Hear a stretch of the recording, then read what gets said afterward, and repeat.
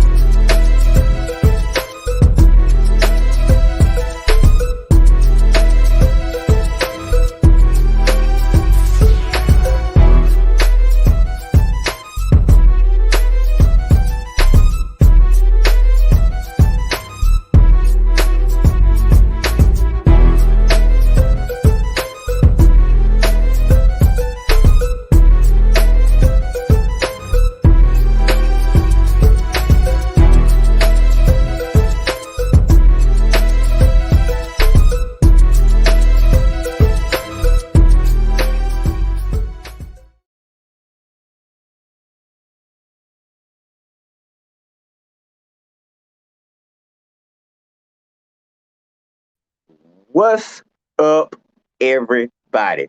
I hope you can hear me.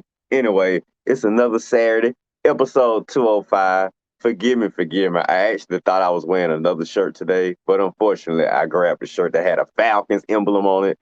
Anyway, I'm going to try to make it through the show. I might change clothes during halftime. But anyway, what we talking about this week? Episode 205, we got more college football predictions, more college football recaps. We got NFL recaps, NFL predictions. We're going to wonder how Red can avoid being in last place this season because right now it looks like he is on the first a train ride to Longhorn Steak for everybody. And doggone well, I ain't trying to pay for none of Shelby meals. So Red gonna have to do something about his picks this week. But anyway, we got more of that stuff. We got the Ben Simmons issue. We got NBA, MLB, NFL all mixed into one. But it's mostly gonna be a lot of football because football season is back in effect. And I'm not wasting any more time.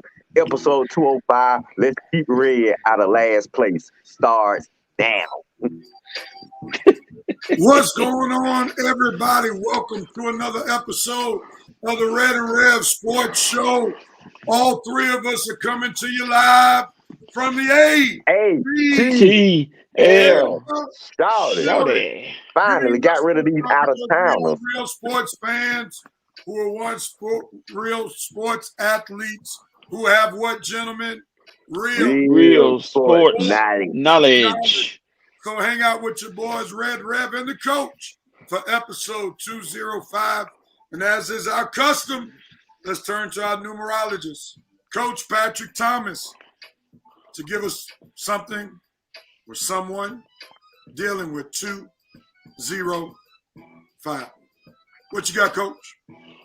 All right, I got a man. Good morning, everybody. Good morning. It's a beautiful Saturday out there. I got a man who many consider one of the greatest secondary players of all time. He wore the number 20, and he went to the Pro Bowl, all pro team 5 times. And his name was from the hated Baltimore Ravens. His name was Mr.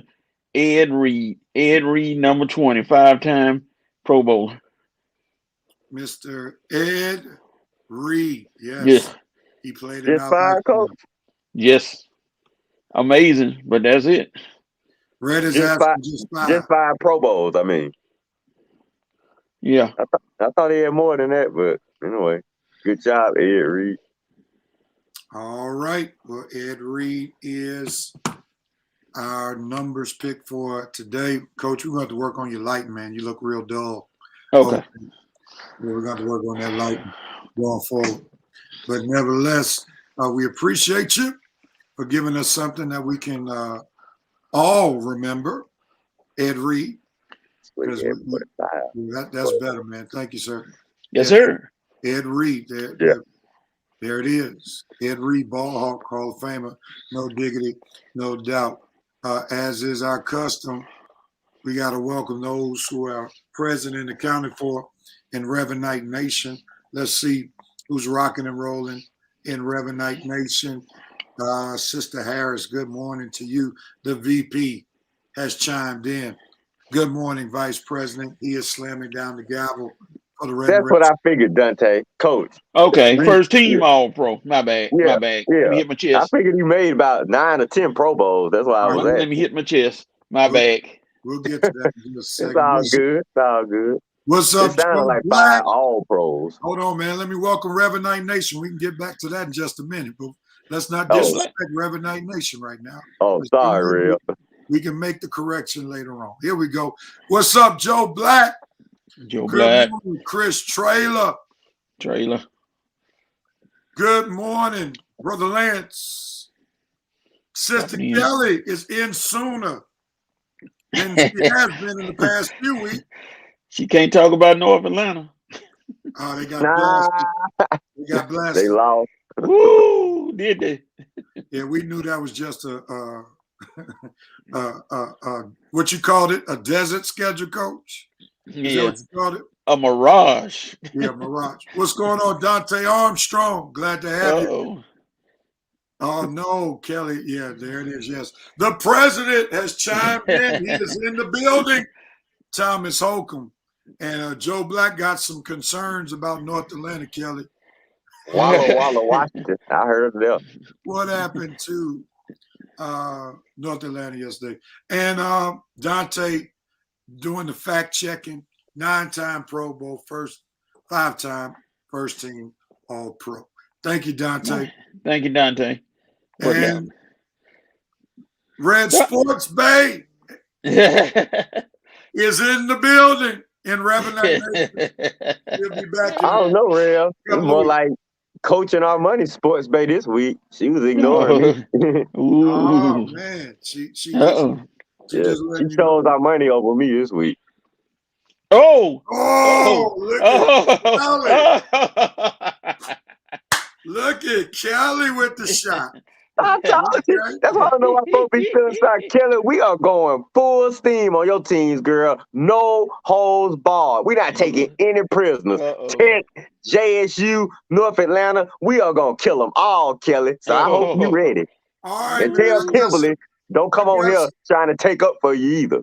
I got some breaking news. Oh, my God. Wait a minute, Rev. Let me get ready, man. What is this about? What sport? It's not breaking news. I just remembered the schedule. Yeah, Shelby be back next week. Oh. I thought it was 5 weeks in September. Yeah, that's heartbreaking news right there. Oh. And Armani was scheduled to be with us. He's serving our country. He has chimed in. He's at the weapons station. That sounds like something that Thomas would write for fun. The weapons station in Yorktown. All right, we understand. Our money look like our money getting ready for battle. The weapons station. Make sure all the guns cocked and loaded. Getting the headset together. Oh Lord. Hey, he really getting ready for Call of Duty. Yeah. All right, Amani. We wish you well, brother. And be careful, man. Be so kind. If you're gonna try to win this thing, we need your picks, brother. We need your picks. Yeah, you should have been sending in your picks before the hellos. Hey, Sap, we need your picks if you're trying to be in the Longhorn race. Or you can just lose. Yes. You can just forfeit, and we make sure you pay. Oh, yes. Is Red still bringing up the rear? That's Uh-oh. You know, I can take that statement so many ways, but I'm gonna be clean. No, we're gonna keep it in Red and Rev territory. Territory. You know what she meant. Yeah, and I know. Here come the jokes for money. Told her the headset wasn't just for show. Yeah, he really went back to Call of Duty. The VP, Armani Newsom, is on a special mission trying to find the origins of that super soda. 007 movie. We got another 007 movie out here of our money to star. Red is still Shikari in reverse. See, they go with the Shikari shot. And there's the question about Yorktown, Virginia. Yes, ma'am. All right, gentlemen. Revenite Nation is locked and loaded, so be on guard. Make sure your statements are on point. They are already fact-checking, so you already know we're under the gun, so we got to be on point. Let's go ahead on, jump into Dope, Nope, and our Coke moment for this week. Coach, we'll start with you. What you doping on, sir? My dope moment is for, I'll give them the credit. The San Francisco Giants become the first team in Major League Baseball to actually reach 100 wins. Whether that means they go to World Series or not, we don't know. But hey, got to give them the props. They made it to 100, first team. So San Francisco Giants. Excellent, absolutely excellent. Red, what are you doping on, sir? I guess I'll keep it in baseball. My dope moment goes to the St. Louis Cardinals. I mean, last time my Braves played them, I thought we left them for dead. They was under 500. I think if not, they were like 71-69. I look up yesterday, they don't won 14 straight games. They don't overtook the Reds and the Padres in the wild card race. Not only overtook them, got like at least a 5-game lead on them. So St. Louis Padres, I bet Nolan Arenado is saying, I see now why I came here. This team is never out of it. All the team do is win. Consistency. St. Louis Cardinals, 14 straight wins. That is dope to get back in this playoff race. Dope to the St. Louis Cardinals. I don't forget who your manager is, but dope. Yeah. All right. I am doping on one John Harbaugh, leaving the last play in the hands of his star quarterback, Lamar Jackson, when they were at 4th and 1. He asked his star, do you want to go for it on 4th and 1 to seal the game for the Baltimore Ravens to beat my Kansas City Chiefs? And Lamar Jackson said, yes, I got it. I'm going to show you, Matt Ryan in Atlanta, how to close a game. That's what he did. He closed the game, beat my Chiefs. So dope to John Harbaugh trusting his star quarterback to make the decision for them to go 4th and 1 on their side of the ball. Oh, yeah. I need a transcript of that meeting, Coach. I mean, Rev. I'm not sure that Ryan was part of the discussion, but it sounds good, though. He should have said that. He said, Lamar, you want to go for it? Lamar said, yep, and he went for it. I ain't trying to be no Matt Ryan, but ain't nobody. I'll go to that another topic. But go ahead, Red. What are you noping on? Well, I guess I'll keep it with Lamar because he was one of my topics. I'm noping on Lamar flipping in the end zone Ding, ding, ding, ding, ding, ding. for that touchdown and then having a sore hip, sore butt, sore all his whole bottom body part is sore this week. He don't miss 2 days of practice.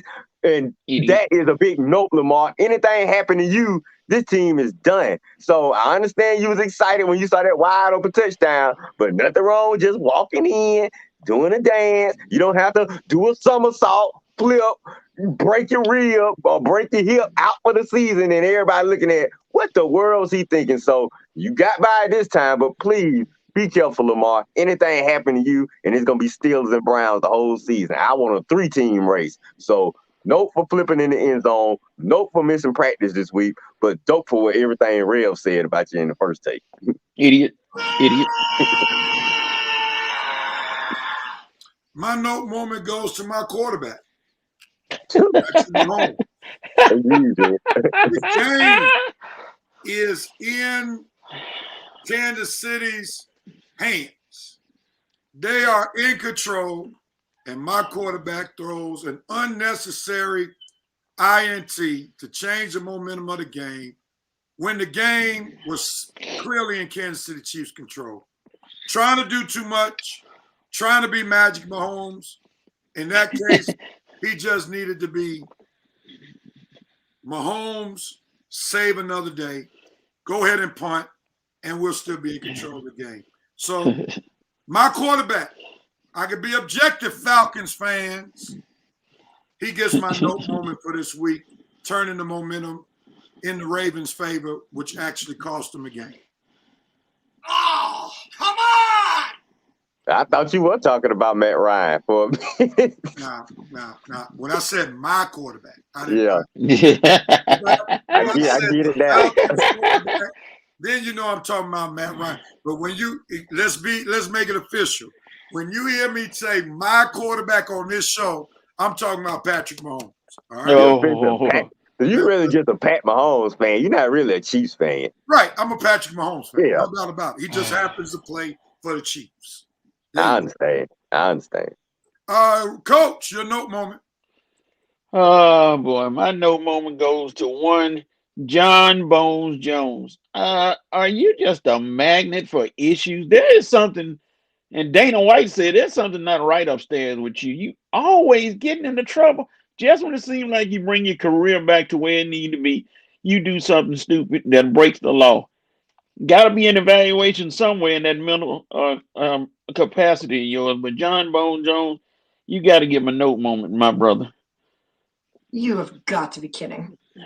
All right. We go to our cope moment. And I'm coping on the fact that these Atlanta Falcons fans thought things were going to be better with Matt Ryan without Julio Jones. And we see that Matt Ryan, true to form, knows how to not be clutch when it's time to be clutch. What does this dude do? You have down 3 points. The Falcons have a chance to come back and take the lead. Can't convert on 4th down. Throws a pick 6. Can't convert on 4th down. Throws another pick 6. And the game is history. So, Matt Ryan not being clutch explodes during crunch time in a bad way. So that's my my cope moment for this week. That's why I am an emotionless Falcons fan. Coach, what are you coping on? I'm coping on, and Rev, I'm gonna go to the Bible on this one. Uh-oh. I'm coping on Josh Lazarus Gordon. It seems like he keeps coming back from the dead every time to keep playing. How many chances is he gonna get? You got Kaepernick, who they say don't want to play, but he's not getting any chances. But Josh just keeps surfacing, and they keep letting him back in. I hope the brother decides, okay, I'm gonna play football this time instead of doing what my recreational activities. I hope he decides to play football. Otherwise, he's gonna be another victim and gonna fade into the sunset again. This time, there's no chance of coming back. All right. I don't know what to play behind that because he's like a cat with 9 lives. He's once again on the football field. One more time. It's going to be interesting who picks him up. Reb, what you coping on? I'm coping on Clippers owner Steve Ballmer. Dude, have you not read the tea leaves? I mean, how many times do you have to fail before you realize that your Clippers are never coming for my Lakers, man? Okay, now you can sell all these dreams to the city of Inglewood. You can build as many stadiums. You can sell as many tickets as you want to. The Clippers are not coming for the Lakers. The only thing they coming to is another championship parade. So come on, Steve Ballmer. You can sit right up in the front row when you see the Lakers host ring number 18, okay? But as far as the Clippers coming for the Lakers, coming well. Nowhere. You have no rings. It's 0 rings to 17 rings, okay? So Steve Ballmer, please, dude. You like a lame in high school who got rich all of a sudden. Now all of a sudden you think you crunk or something. No, dude. You still the same old lame. You just got a lot of money, okay? You look like a lame when you're on the front court side. Yeah! Woo! Dude, save it, okay? Your Clippers suck. You don't suck, but your Clippers are never coming for the Lakers, okay? So sad music. All right. Red is in rare form this morning. He already ready to rock and roll. So get ready. Football season, baby. All right, let's see what the Reverend Knight Nation is talking about. Oh, they wide open today. Oh, let me get back and see the comments. Here we go. All right, Reverend Knight Nation, y'all on fire. What y'all doping and noping and coping on today? Let's see it. The president jumps in first. He's noping on his school. The University of Akron is playing D4 today. He's already expecting a terrible outcome. Auburn with the cupcake practice games. He's noping on. Dope. Shelby is doping on her punter, Jake Kamada. I guess he set a record or something. Doping on. Put me to sleep with that dope. Here we go. Vincent Woods is doping on Baltimore Ravens. Intro shout out to Michael K. Williams, a.k.a. Omar Little. They played video of him whistling his 2 Comer boys running. Omar coming. That's why. I didn't know that. Good job, Baltimore. I didn't know that. Thomas Holcomb, my president, is noping on the Steelers player that spat on the other. That's automatic death sentence. Yeah, coach. Get your players under control, man. It's a lot behind that. I'm not. Coach, I think I want you to explain that later on. I think I saw some highlights of that. We'll talk about that in the week 2 recap because I don't know how we can explain somebody spitting in somebody's face, but we'll do it. No, not explain. Just tell me what happened because I saw highlights. I just didn't know what was going on. Sorry. Shelby noping on the Chiefs blowing her good NFL. The VP is noping on the Mississippi State special teams, not understanding the downing. Oh, Lord. Memphis Tiger kick returner was on his game. Joe Black doping on easy victory in fantasy. Ooh.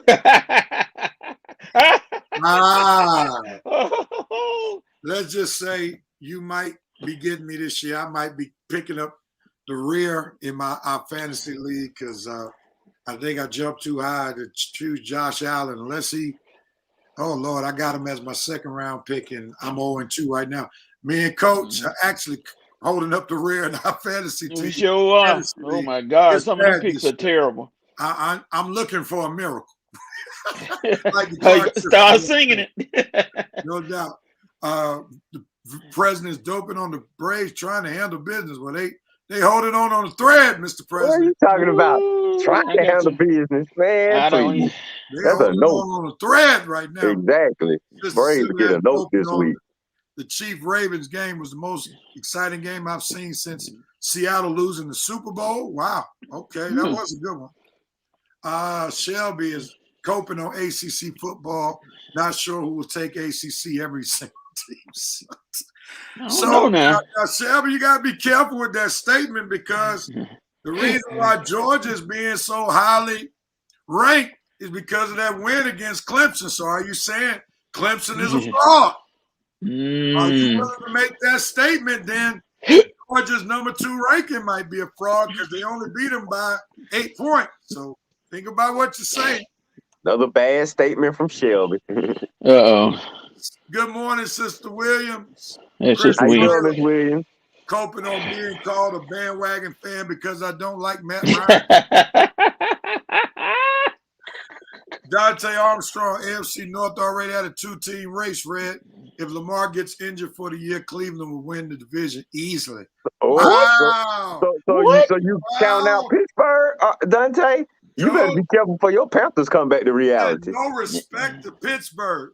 That's Coach, okay. Get them, Coach. No. Because we ain't going to see Carolina nowhere, but that's okay. They luckily 3-0.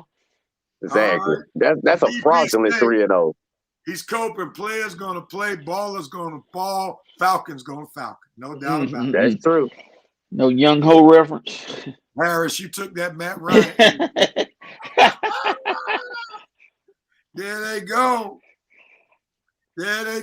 My coat goes to the Panthers and the injuries. Yeah, you lost. And whatever. McCaffrey just got hurt Thursday. Whatever. Injury. He always hurt. That's why his Panthers ain't going to do nothing. One of their receivers got hurt, too. They beat the Texans. Come on. Exactly. Well, that's why he's coping, because they're going to be playing some other teams in the weeks to come. Vincent Woodruff coping on his 49ers, losing more players to the injury bug. Lord help us, 2020 all over again. Y'all been staying injured since Kyle been there. Who is y'all strength and conditioning coach? God, dog. Will Black doing the high school coach. North Clayton, his alma mater, losing to his biggest rival. I don't know who they are. Jonesboro, probably. High school teams are getting blown out this year. 44. What's up with that? All these blowouts. Chris Traylor coping these natty sippers. Matt Ryan after that terrible playing against the Bucks. I'm with you, Chris. I am with you, sir. We all with you. We're gonna talk about it. What Rev talked about. I gotta talk about it later. Okay. The VP. Here it is. Coach with the biblical hot take, Lazarus Gordon. In the upper room. You and Red need to have a convo about self-control. Why? Did you get that reference about Lazarus Gordon, Red? No, what are you talking about? That's a biblical reference. We need to get you in more Bible study. Lazarus rose from the dead. So Josh Gordon rising from football. I got you. Yeah. Got you.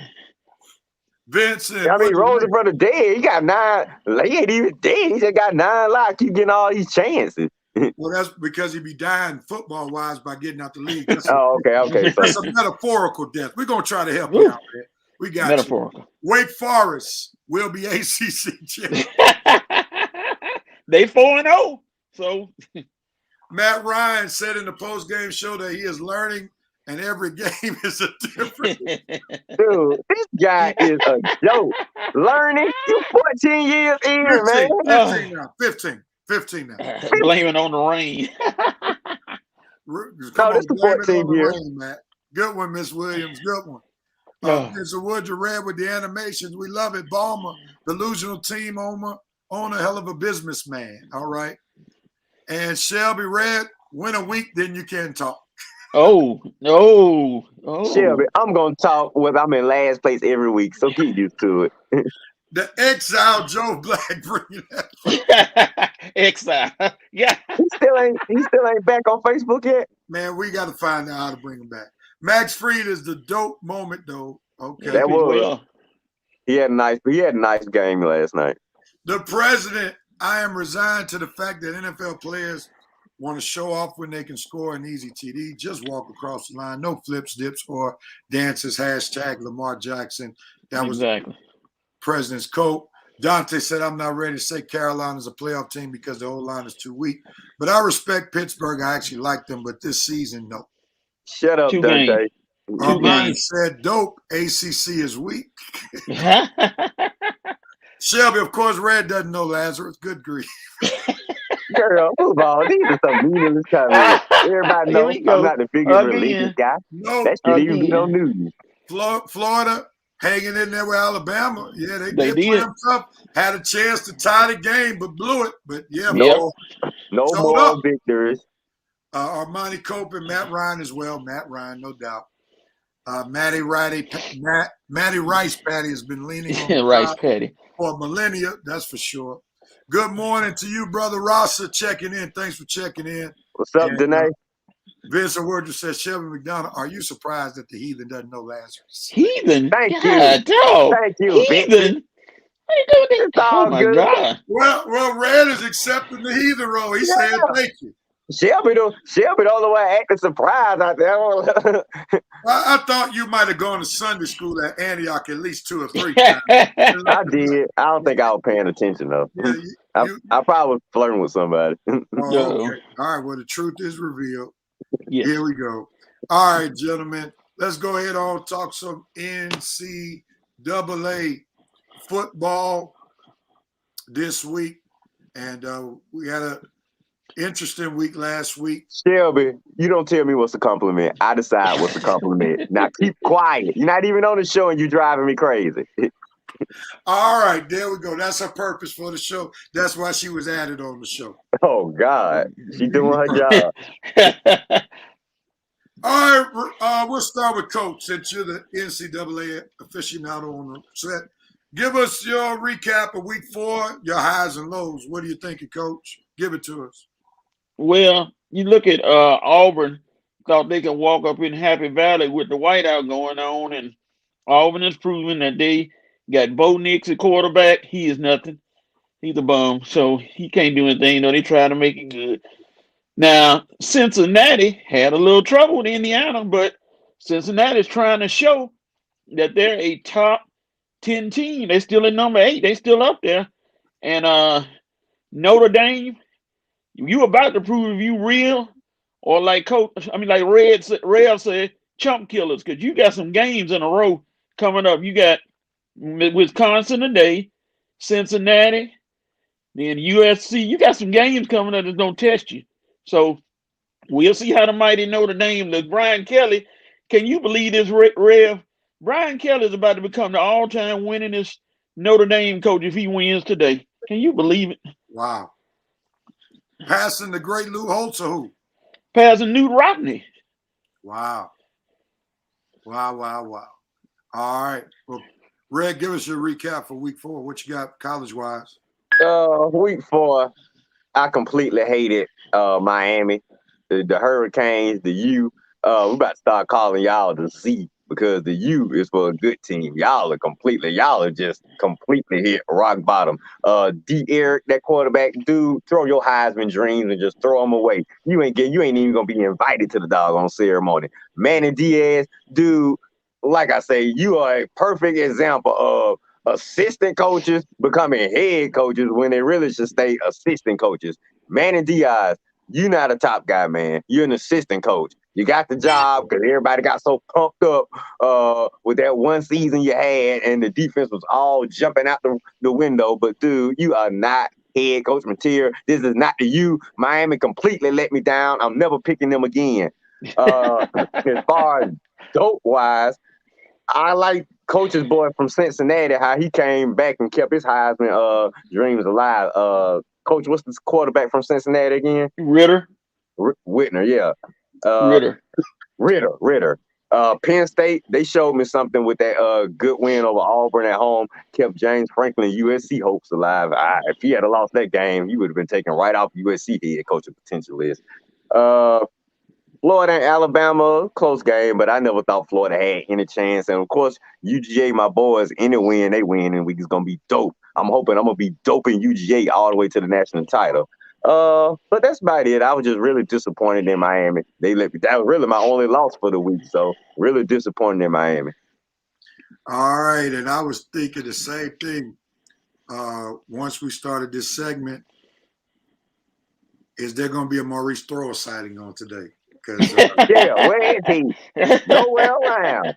I mean, it was a bad Miami football week. Oh my Not God! only did you have a terrible loss against Michigan State, but then his Dolphins got drilled by the Buffalo They got paintbrush.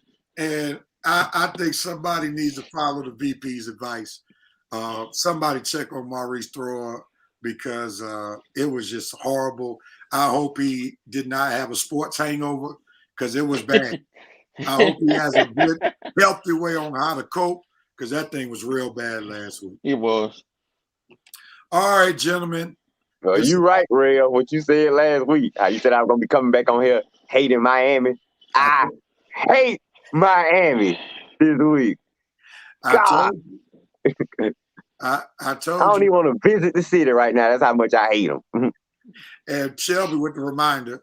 Let's remember Red Pick. Oh, she gonna throw that at you. Can anybody be more irritating miles away? Well, she's serving her purpose even now online. We love it, Sports Bay. We love it. All right, real quick. Don't worry, revenge will be mine. As we move in to get ready to make our sports picks for this week, we want to go and see where we are real quickly, even with Amani and Shelby not being on the show, we still got where they are. Last week, this is what we looked like. Red went 4-1 with his only loss being Miami. Rev went 4-1. Only loss being Arizona State. Man, I'm sorry. 4-1, same loss as Rev. Shelby, 4-1, had the audacity to pick Dante's Auburn over Penn State. I think that was just some SEC over everybody pick. And she asking me why. How about why that? Armani lost Arizona State along with Coach and Rev. So that's where we are from last week. And now this is where we are when it comes to our standings. Coach is still in first place. Yes, sir. 11-3 with a 79% winning percentage. Shelby, yes, Armani, and the Reverend, second place, all tied, 10-4 with a 71% winning percentage. And Red, everybody's, I don't know what the word to call, but everybody's, I'm not even going to try to think anything. Red, bring it up to Red. 8-6 as the VP or the president says, pulling his Sha'Carri Richardson in reverse impression. Ain't how you start, fellas. I'm coming on, edge it on back up there. Gotta have a good week this week, though. She'll be fired again. Bad weeks. She'll be firing on him. I know. That's her job. We at least doing your job, 500. Yeah. All right, let's get ready to make these picks for this week. And we got 6 games, I believe, on the docket. Wow. Well, I should really, if I can go 6-0, that would really be nice. All right. Well, sounds good. You just got to make sure everybody else go 4-2 and 3-3. Yeah. All right, here we go, man. Let's get some music. We're going to do it big right here. That's the name of this instrumental, Do It Big.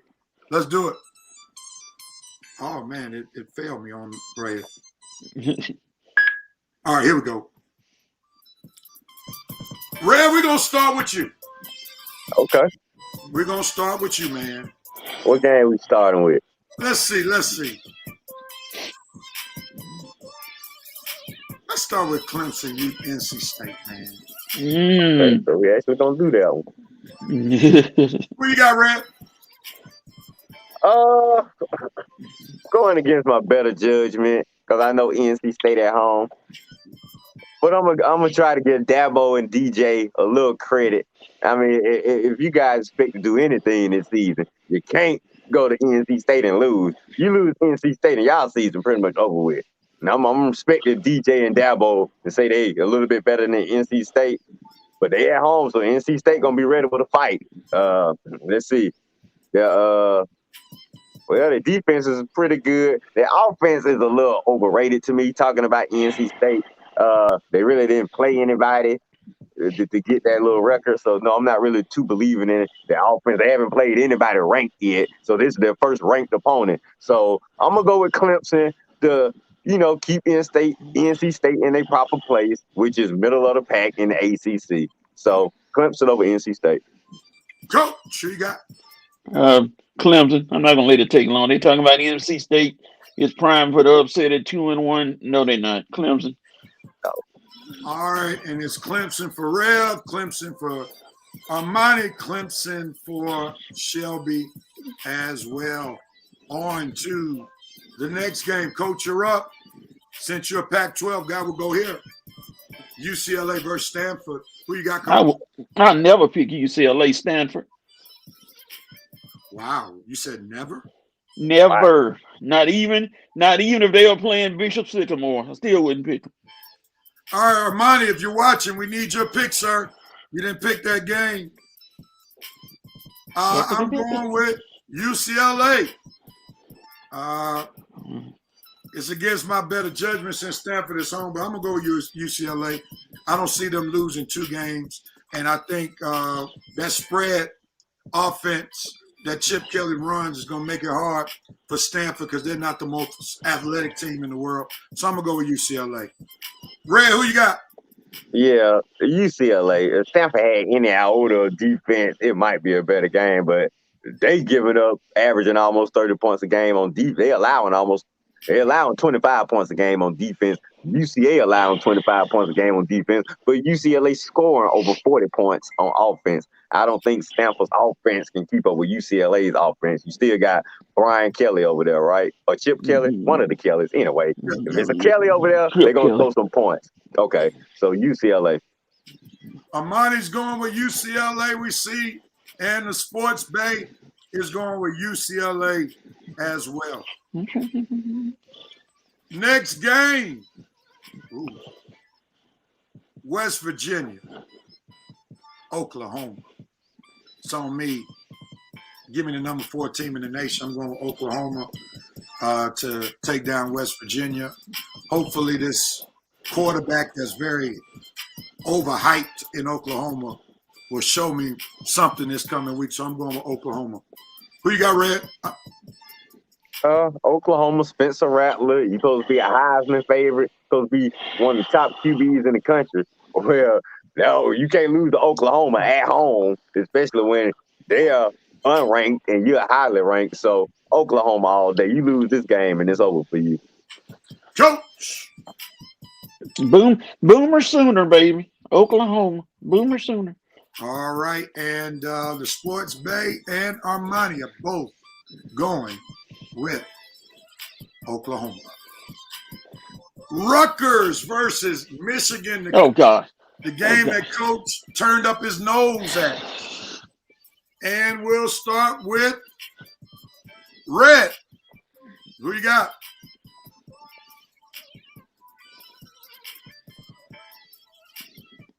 Rutgers. The Rutgers. Oh.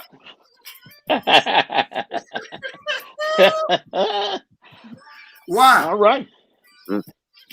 They both evenly matched. Khaki Pants is due for a letdown. This just might be it right here. I mean, ain't really played nobody the first 2 weeks. This team is kind of good. They both undefeated. Rutgers got just about as much to play for as Khaki Pants. So if Rutgers want to show anybody they for real, beating Khaki Pants at home would be the perfect way to do it. I think Rutgers may do it. Even if they don't do it, I'm in last place anyway, so I got nothing to lose. But Rutgers. Before you make your pick, Red has been able to influence the president. He's Rutgers. Alexis Hill got Michigan. Who you got, Coach? Rutgers has played Temple, Syracuse, and Delaware. I don't see any national powers in that group. Michigan. I'm going with Michigan as well. The Sports Bay is going with Michigan. Armani's going with Michigan. So, Red, You're on that picking island by yourself right there. Yeah, I gotta get back. I gotta get back into it. I gotta Remember, take man, a few. it's a marathon. It's not a sprint, man. We got plenty of games. We got bowl games. So I'm not. I honestly don't think Michigan gonna win. I mean, y'all got that much faith in Khaki Pants? He is gonna blow one of these games, and this it ain't might gonna be be it. Rutgers though. It ain't gonna be Rutgers. Yeah, he's gonna blow Ohio State game. Yeah. Mm-hmm. He gonna blow the Ohio State game like he always does. So. Oh, okay. You All right. Man, this is a tough one. It's on you, Coach. No. Texas A&M and Arkansas. Are we gonna see if Arkansas is really for real, or are they just overhyped? Texas A&M got a real good run defense, but I don't think anybody been able to stop Arkansas on the ground. I'm gonna stay with Arkansas. Woo! Man, this is a pivotal year in the Jimbo Fisher year. Yep. I mean, coaching era. People are saying he got talent like Alabama. I like Arkansas. The coach came from Georgia. But I'm going to put a little bit more faith in Texas A&M's athletes. And I think Jimbo has enough to go into Arkansas and beat Arkansas. So I'm going with Texas A&M. Who you got, Red? Oh, boy. Hey, maybe I should have saved that Rutgers pick. This is going to be a good one right here. Whew. And I know Arkansas ready, man. This may be one of them years. Texas A&M. I'm gonna go with you, real. I'm gonna go with Texas A&M. Lord have mercy, if Arkansas show up at home today, I'm gonna be looking crazy. Texas A&M though. I'm gonna go with Jimbo. Turn that jukebox up. You want it up? No, I'm saying that's what the Arkansas coach say after they win. Oh, okay. Turn that jukebox up. All right. Roll down tide. Okay. Oh, God. We ain't talking about Arkansas, Judge.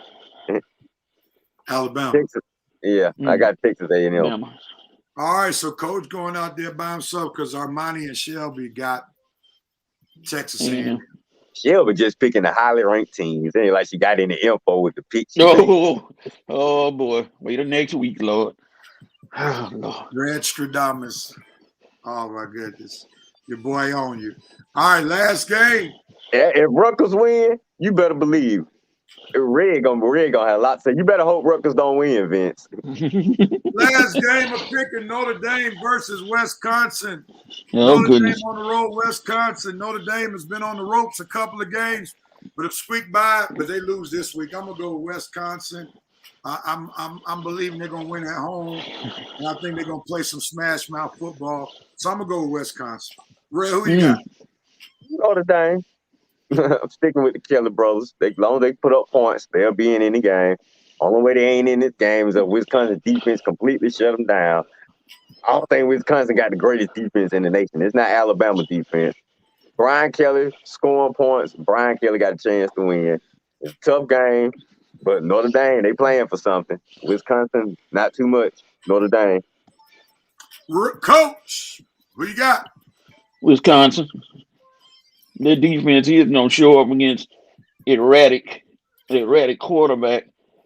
They don't do a lot of throwing on that safety for Notre Dame, so they're going to run it down the throat. Whiskey? All right. You all right, Coach? Yeah, I'm drinking some whiskey. Okay. All right. I like that safety for Notre Dame. I'm hoping he can make a few plays for me today. Armani's going Wisconsin, and Red Sports Bay is actually going with him, Notre Dame. Oh, okay. Finally using that brain of yours, baby. I like that. Yeah. Okay. All right, so that's the picks for this week, and we look. Yeah, it's gonna be some good ones, right? You tell I Shelby it's a sorry week. We got at least 3 games I'm gonna be sitting up here worried about this week. This is a good week of college football. I didn't have any worries last week. No doubt. All right, and we're bringing back what we didn't have last year, but we do have this year. We're going to bring back the HBCU report. Okay. And here we go. Give us some. There you go.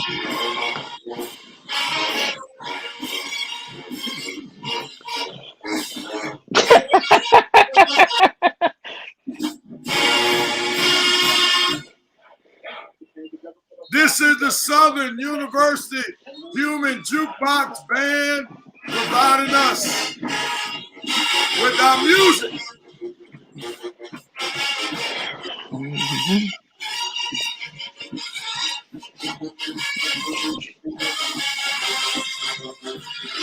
Oh, it is gone.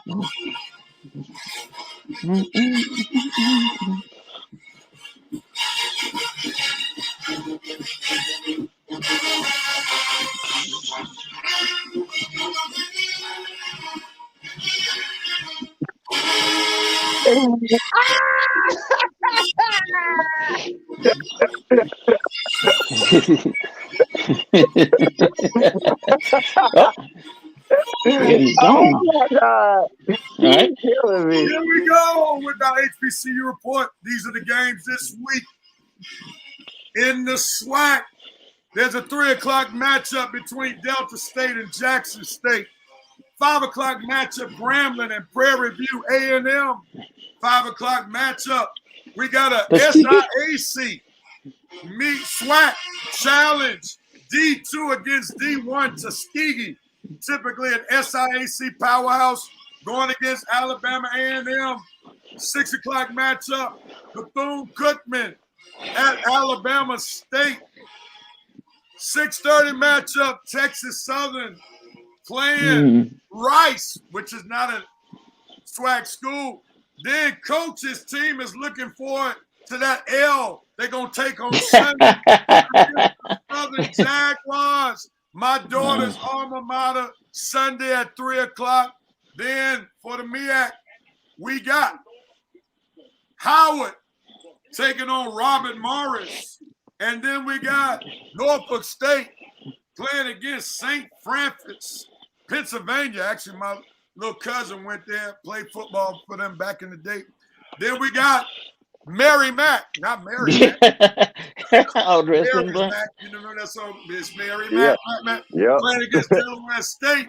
And then you got North Carolina Central against North Carolina A&T. Then we take it over to the CIAA. There's a 1 o'clock matchup between Shaw and Lincoln in Lincoln, Pennsylvania. Then you got Virginia Union going against Johnson C. Smith. You got Towson against St. Aul. Elizabeth City State against Winston-Salem. Bowie State against Livingstone. Virginia State against Fayetteville State.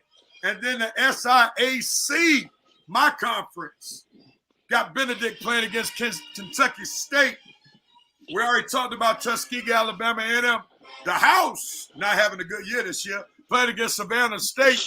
Fort Valley State playing against Allen Lane at Edward Waters. Central State at Miles College.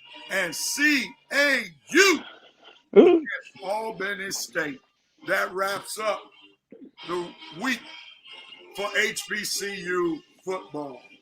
I didn't know Clark Atlanta was good enough to have a nickname. Well, CAU. Well, CAU, they combined with Atlanta University. So I know. I'm just playing with them. Now, at Morehouse, we call them CA Boo. BOO. Boo. Oh, boy. I get that one. They deserve to be booed, too. No doubt about it. No doubt about it. All right, Vincent Woodruff showing some love to Benedict Tigers. Not the Benedict. Now, can anybody tell me what's the significance? Well, no, I'm thinking about Bennett. My bad. No. Strike that from the record. Benedict in South Carolina. No doubt about it. Woo. Mary That's Mack, gonna be- back. Right. That's a little Chris Berman right there. Back. All right. And I think that's all we got. That's it. Red, Yep. when you and Shelby dance, who takes the lead? Oh, Lord. Oh, wow. Oh, Lord. Oh, Shelby gonna hold Red up in the air. All the dirty dance. That was good. That was good. My goodness. That was a good We want one. to thank the Southern University Human Jukebox for providing us our HBC music. Yeah, they can play music. They are pretty good.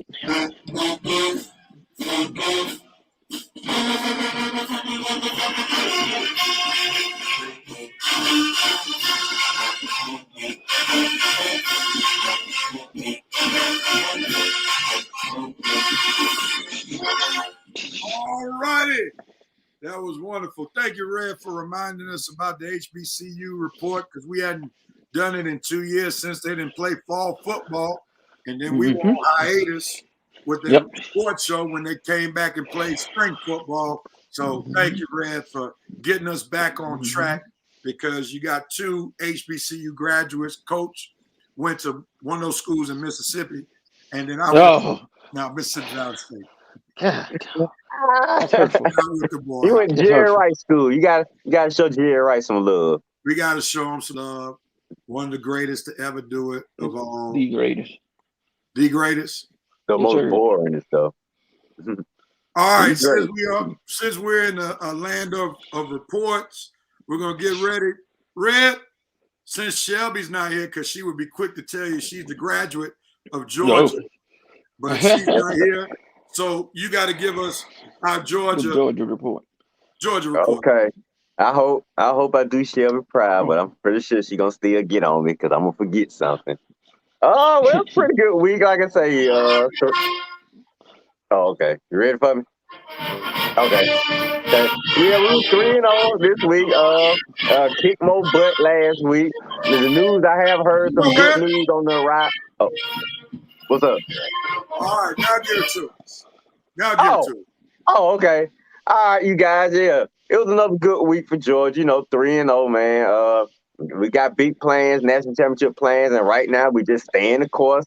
Nothing's changed. I did hear some news this week about George Pickens. I heard he's out at practice running routes now. Now, I'm not sure exactly his timetable for return, because honestly, I thought when George Pickens tore his ACL that he was done for the season. But now I'm hearing they actually expecting him back at some point during the season. And boy, well, we love to have him back in like a SEC championship game or maybe a playoff game, to add that little spark to us. But right now we still on point. I'm not sure who's starting this week, but I would guess JT Daniels, as long as he's not hurt. Going up against Vandy this week, I expect another win. I expect us to be 4-0 at the end of the day.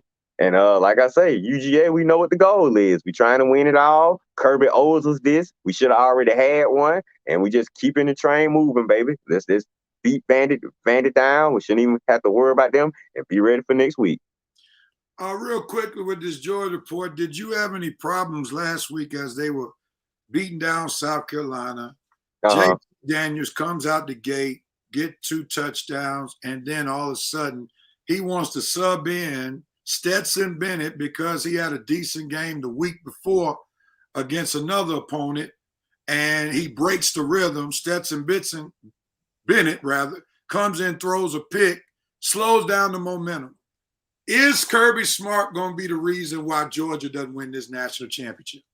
If we don't win it, I believe he's gonna have something to do with it, Rev. I agree. I thank you for reminding me about that. That was completely dumb. I have absolutely no idea why he did that. You're right, killing our momentum. You put him in, he throw a pick 6. You messing up our stats. I mean, dude, we trying to keep our stats looking nice. We got a pick 6 on the offense now, thanks to this guy. Kirby, stop thinking. You thinking too much. You have already done your job. You have recruited the best players. Let these coaches do their job. Stop coming up with these gimmick plays, these unorthodox methods when we already winning the game.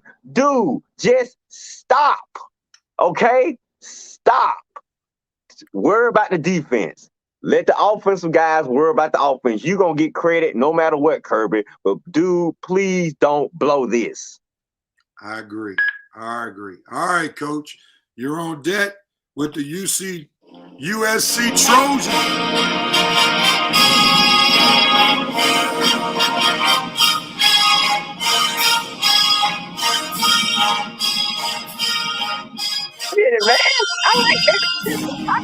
Get the king and the queen theme music. Yeah, I just get those rinky dink. Rev, I want that music next week, man. All But right, don't you got now all the coming to America that's right. royalty music? Because we are. Oh, Now, oh my USC God. came out with the new coach. He is the interim coach. They're gonna give him a chance to see what he can do, and he apparently fired him up because they Keaton Slovis got hurt when the young quarterback came in, and he threw for 4 touchdowns. So hey, he was big time, and they dismantled Washington State. Now you got Oregon State, another team that could come in and beat you, but they're not gonna do it. We'll go to 3-1. All right.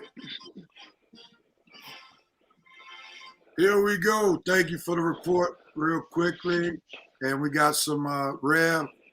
I was waiting on the talking question to pop up on the screen with that music. Yeah, you had that Pin-Her Chariots of Fire going, Rev. It was cool though.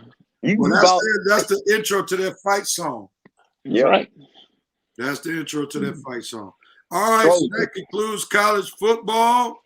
And now we are officially in halftime territory of the Red and Rev Sports Show. So we got one half down, one half to go. So let's get ready to rock and roll. With halftime, we got some more sports talk coming your way. We got some Braves talk, a little basketball, and then we got a lot of NFL football to talk about. So we'll be right back for the second half of the Red and Rev Sports Show. Where did Kelly go?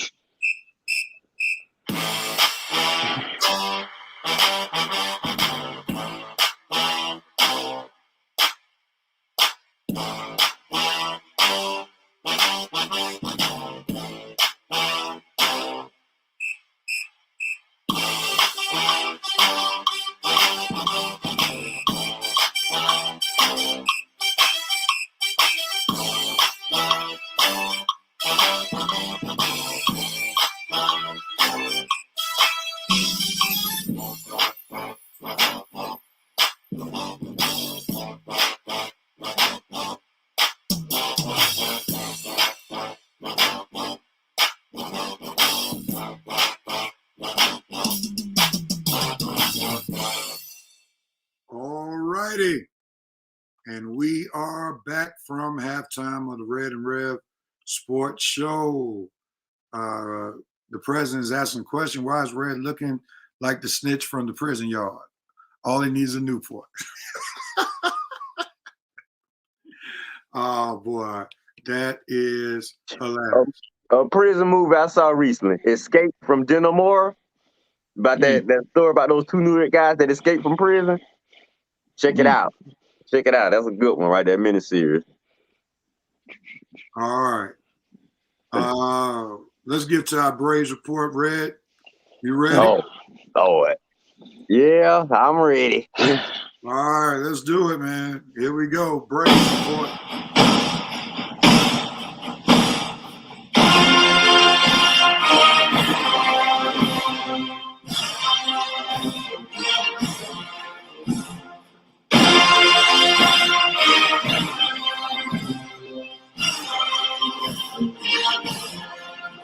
What you got for us, Red, with this Braves report? Go with it. What do I have? Well, the Braves are doing pretty good all week long. Starting out Sunday, you come back and get the last game versus the Giants after that awful week you had last week. We were doing pretty good. You start out, you win the first two versus Arizona, and then actually the first three versus Arizona. I got 4 games with Arizona, and then the last game you completely dud up Charlie Morton, one of our most consistent guys. I don't know what he was thinking about Thursday night. Dude just had one of his worst performances ever, right in the midst of a Philly 4-game winning streak. Braves, wrong time to be done up right now. But like I say, we nut up against the Diamondbacks the last game on Thursday, and then we nut up the little half a game that we had to finish against the Padres, the postponed game. Had that game, but once again, something else I continue to cope with: Will Smith. And also add Brian Snicker to that too, because it seems like Snicker and these bullpen miscues are just combining together. And unfortunately, if the Braves don't win the World Series in next year, it's going to get Snicker fired. And then you probably got a whole host of fans, including Rev, who probably ready for him to go anyway. But like I say, like Rev said earlier in the show, that combined, us nutting up the last few games has cost us to be hanging by a thread, because the Phillies have won 4 straight, and our 3-game lead, I swear, which was just a day ago, is now down to a game and a half. And Braves, the Phillies are playing. Their schedule is weak, and our schedule we still got some tough ones on it. So Braves, I suggest you get your stuff together. Like I say, I love the players. I love our offense. I love our infield. I love these guys, Ozzie, Austin, Freddie, keep producing. Swanson, you kind of tail back a little bit, which is probably going to cost you in the contract negotiations. But still, we still got the best infield in the National League. I still love our opportunistic outfielders. You never know when one of them going to pop a home run out the park. Rosario, Solar, and Adam Duvall. So, like I say, Braves just got to hold the fort now, because it's crunch time. It's really getting down to those clutch moments. So, Braves just hold the fort, a game and a half lead. You do your job, and it don't matter what the Phillies do. But hanging on by a thread, and I just hope we can finish off this journey to our 4th straight division title. And I worry about our disappointment in the postseason when they get here. But for the most part, let's just concentrate on getting this 4th straight division title. All right, we're back right now. Thank you, Red, for that Braves report. All right, let's move forward. I know Coach got some thoughts. I just couldn't believe what I saw, and I know everybody been on the Will Smith love him or leave him train, and then he gives up a home run in the late innings. Will, you're losing me, dog. You're losing me. I'm trying to hang in there with you. I'm trying to be your boy, but you're losing me. I'm going to hang in there for another jump week. Off your bandwagon, you're done. Get him, Coach. It takes a lot to get him off the bandwagon. I know, Coach. I ain't never seen Coach about to be in tears. He's so disappointed in Will Smith. That lets you know he gave up a home run after we tied the game up in a game we needed to have, and that's the second time in 4 days. Like, oh boy. Now you see why we all can think about all them games earlier. He blew, Coach. That's okay. Will Smith gonna be ready. He coming back. I hope so. It would be nice. It would be fitting that he had a ball in his hand for us to, like, when we clinch a division title or a postseason series. But Will, Lord, dog, we are the 3. It's a struggle for us to even get there. We won't. Me and Coach want to be there with you. You won your top 5 in closing in the National League. So, like Coach said, you ain't completely sucking. But, dude, it's just like Luke Jackson last year. He had a lot of saves, but it's the journey to get to the saves. You always come in, you got runners on base.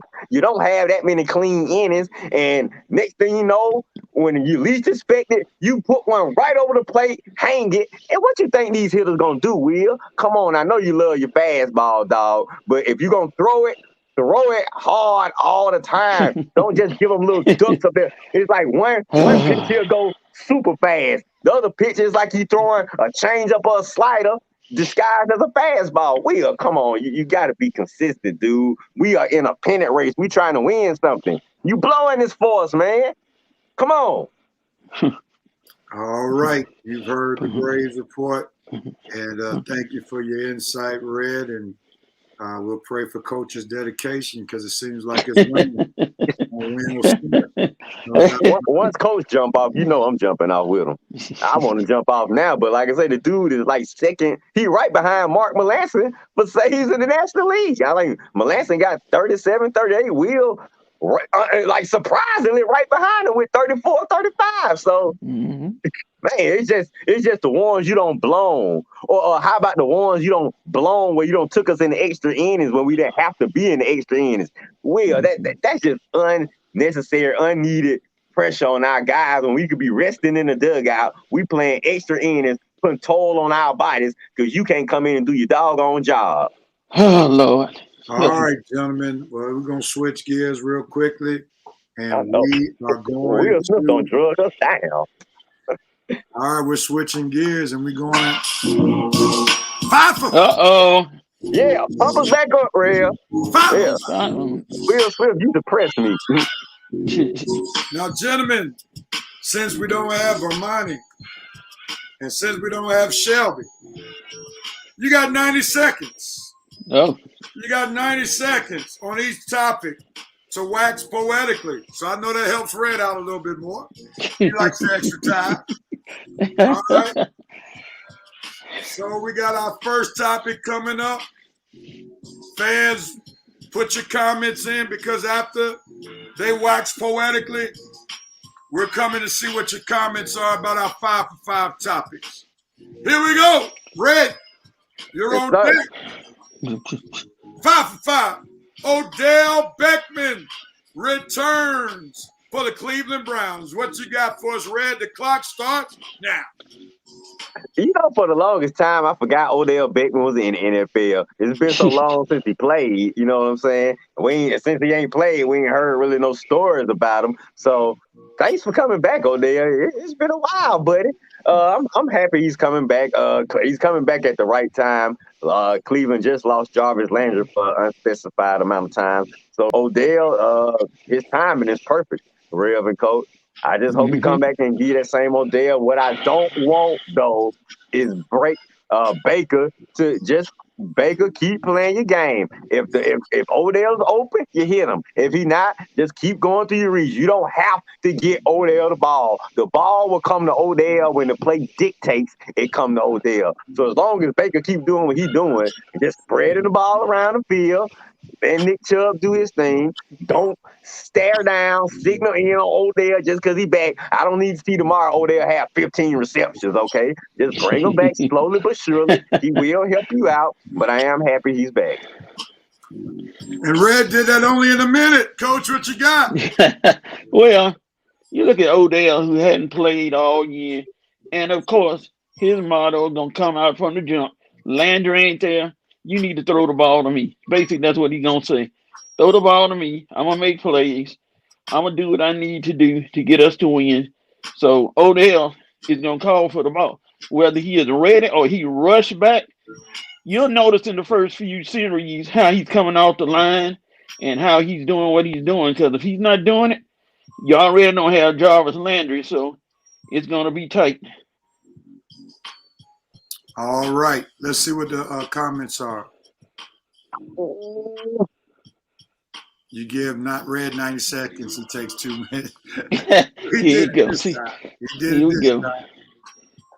We queued it up, Mr. Vice President. ODB. Time for him to shake up the locker room, Diva. It's going to be interesting to see how they respond, how Baker Mayfield feeds him the ball. Will they force him the ball? It'll be interesting to see how much he plays at the very beginning. Will he be playing most of the snaps? So it's going to be interesting. Good luck against the Bears. Yeah. All right, gentlemen. Since that's all we got, we're going to move to the next 5 for 5 topic. Let's see who got 5 on this one. Russell Wilson and Pete Carroll's relationship.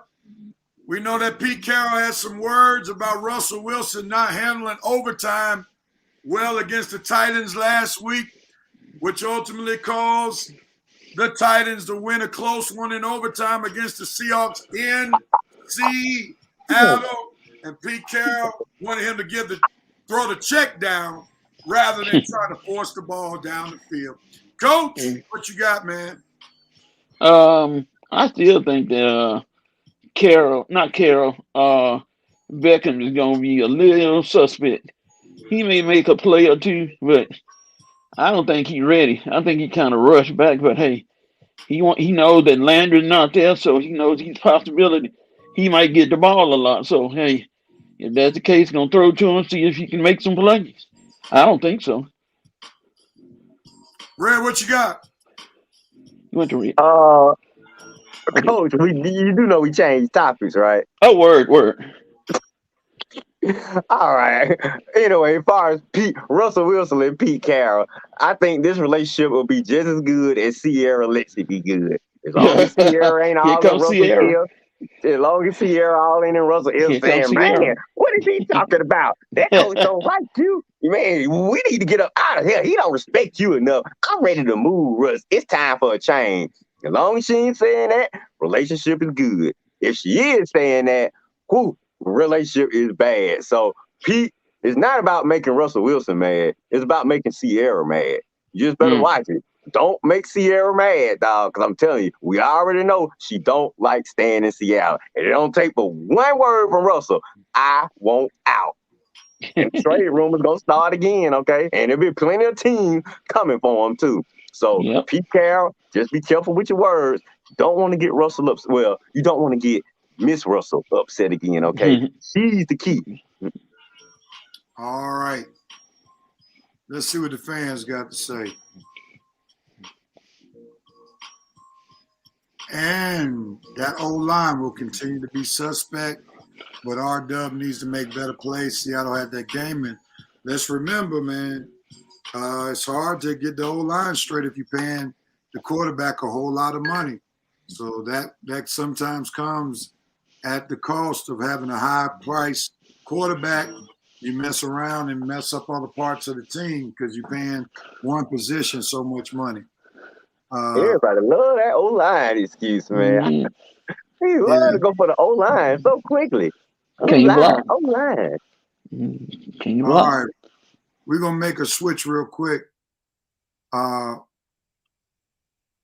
This is what we're going to do. We're going to continue 5-5. Let Coach rest on this one real quickly.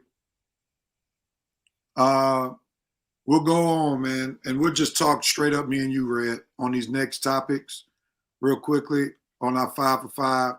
We got Zion's future in NOLA. What you got, Red?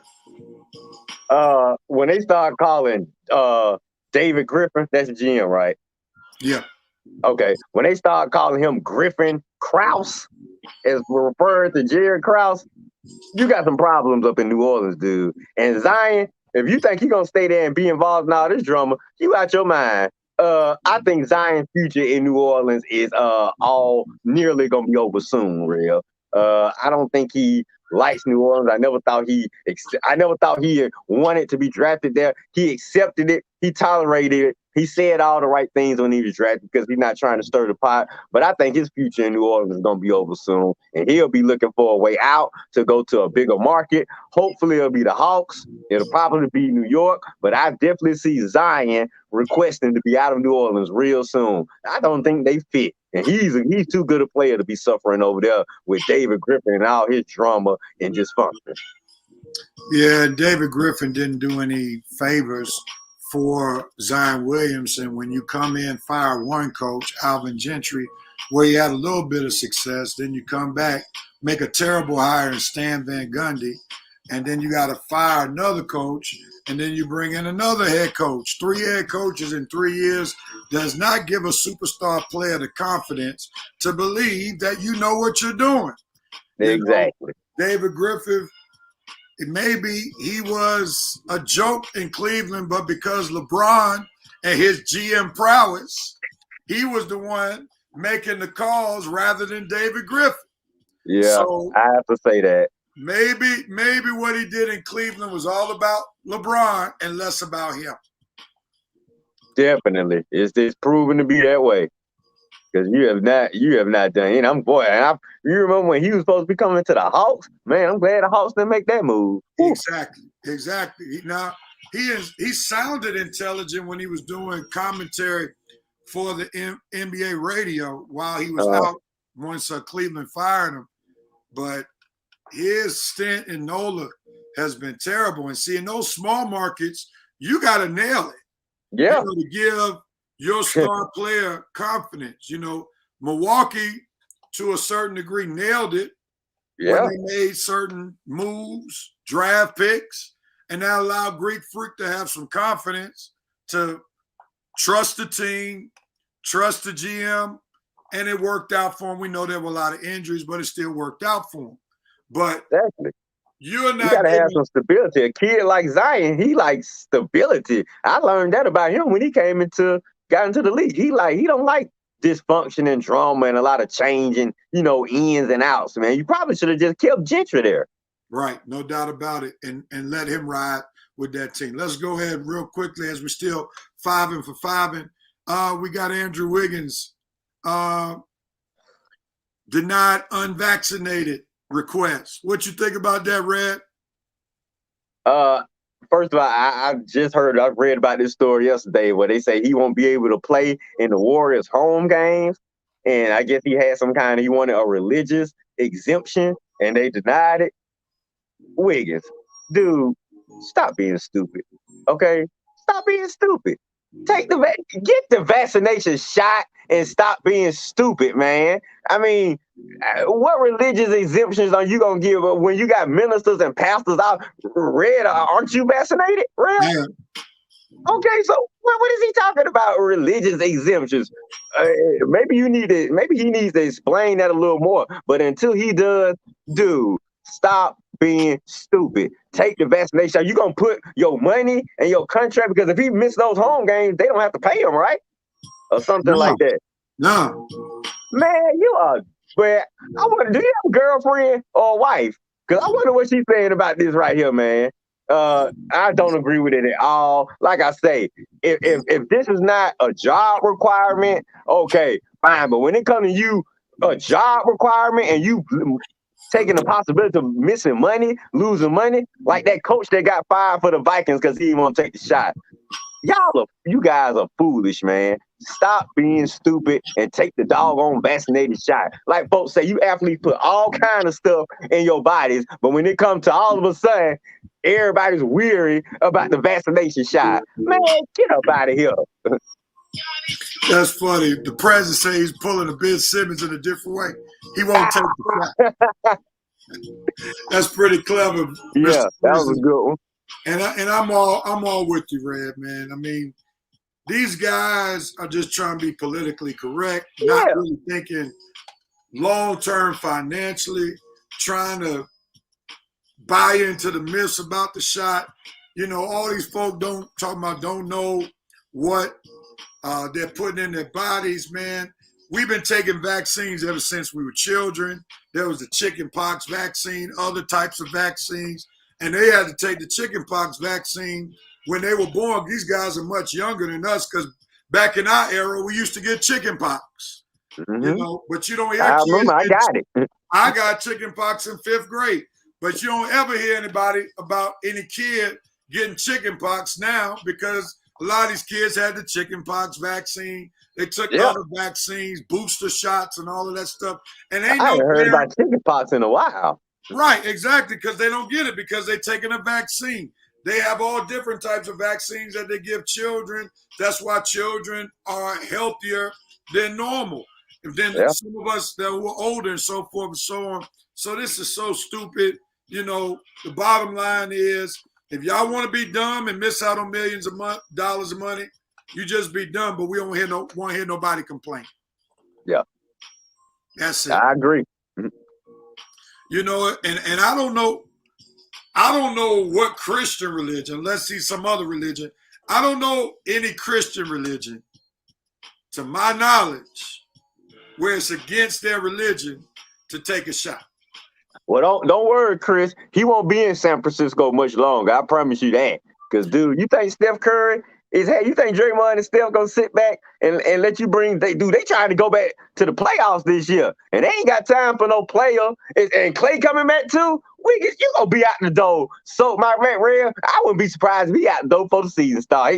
Andrew Wiggins just put himself on the trade block. Yeah. Real quickly, man. I was listening to NBA radio, and they said that, or Sam Mitchell was saying that his trade value is real dim right now, because who would want to trade for an unvaccinated player? Made sense to me. That's true. Made sense to me. All right, last of 5 of 5. Doc pivots on his position on Ben Simmons. What you think about that, Red? Go with it. I told you earlier, Red. Doc's little act is getting so old. It's been about 13, 14 years since he won his one and only NBA championship, and he's been choking badly ever since, choking like the Falcons ever since. Dude, Doc, we all heard you at the press conference. You wasn't sure yourself if Ben Simmons could help you. And now, all of a sudden, you surprised that Ben Simmons taking the stance? And then when we asked Doc, now you talking about you want Ben to come back so you can talk him in the stand? Well, why would you all be against him in the first place? That's why a lot of you guys shouldn't speak at the press conferences about certain things when we all know most of your answers just gonna come in the heat of the moment, okay? Doc, you are at fault. You have to take some blame in this, Doc, for the way Ben Simmons is feeling right now. You and Embiid both. I mean, you both pretty much threw him up under the bus, and now you surprised that he want nothing to do with you. So, like I say, this whole Ben Simmons issue seems like it's just full of turmoil and dysfunction. But Doc trying to backpedal and act like he don't understand why Ben Simmons is feeling the way he do. It's just completely ludicrous, man. We all heard the press conference. You wasn't sure yourself, Doc. And honestly, had they found a trade for Ben Simmons this offseason, I don't even think Doc will be crying about Ben Simmons coming back. He's just doing the politically correct thing because they haven't found a trade partner for Ben Simmons. Once they find a trade partner, we'll see how much Doc wants Ben Simmons around in Philadelphia. Well, Doc is under the gun because it's really Doc's fault. Well, no, it's not his fault, but he helped. Yeah. Devalued. Ben Simmons play fault, but Doc helped. Doc devalued his trade. Yeah. Exactly. Now, what they're trying to do, was it 3-4 months later, trying to find some more value for Ben Simmons' trade stock. The bottom line is it was what it was the night the Hawks beat the Sixers. Doc was feeling what he was feeling. Embiid was feeling what he was feeling. The Philly fans were feeling what they were feeling. And the reality is Ben Simmons is not what the Sixers need, but they are trying to get value equal to what the value that he brought to the team. But unfortunately, people are concerned about equaling the value for your team that he gave to your team, because even though he wasn't an offensive weapon, he was a great defensive weapon. And also he could pass the ball. But folks seen what they seen. He showed who he showed himself to be. So I'm not maxing my value for Ben Simmons to give you somebody of equal or greater value. And they played themselves when they thought they could get somebody like a Damian Lillard for Ben Simmons straight up. You know, they should have taken or made that pot sweet last year for James Harden, because they could have gone Simmons for Harden last year. But because people saw what they saw in the playoffs, his confidence is shot. You know, they're not going to trade. I was saying, but they were talking about him not being able to shoot last year. You're right. They should have did. Philip, the Philly GM, should have made the deal for Harden, because Ben Simmons wasn't in the shooting gym last offseason. I had no idea. Why did they think his shooting would improve? Not only did it not improve, it completely imploded at the worst time possible. And you had the Harden deal. You could have made it. And now you ain't getting nowhere close to the player like James Harden. Now. Nah, man. And I feel sorry for Doc because management, I think, has put Doc up to this. Mm-hmm. Not that Doc really wanted to do this, but they got him on a media tour. He's going on all these different shows trying to up the value for Ben Simmons, trying to bring him back and so forth and so on. But the damage has been done. And the other thing that people have to realize is Ben Simmons is not the strongest minded person. He's been spoiled. He's been treated like a diva his entire basketball career. So the Sixers are just going to have to take an L on this one, get what they can get for him, move whatever forward, you can get. on, because there's no need to bring him back to the training camp where he can mess up the environment for the team, just like, James Harden. Houston brought him back, and it was terrible. Jimmy Butler.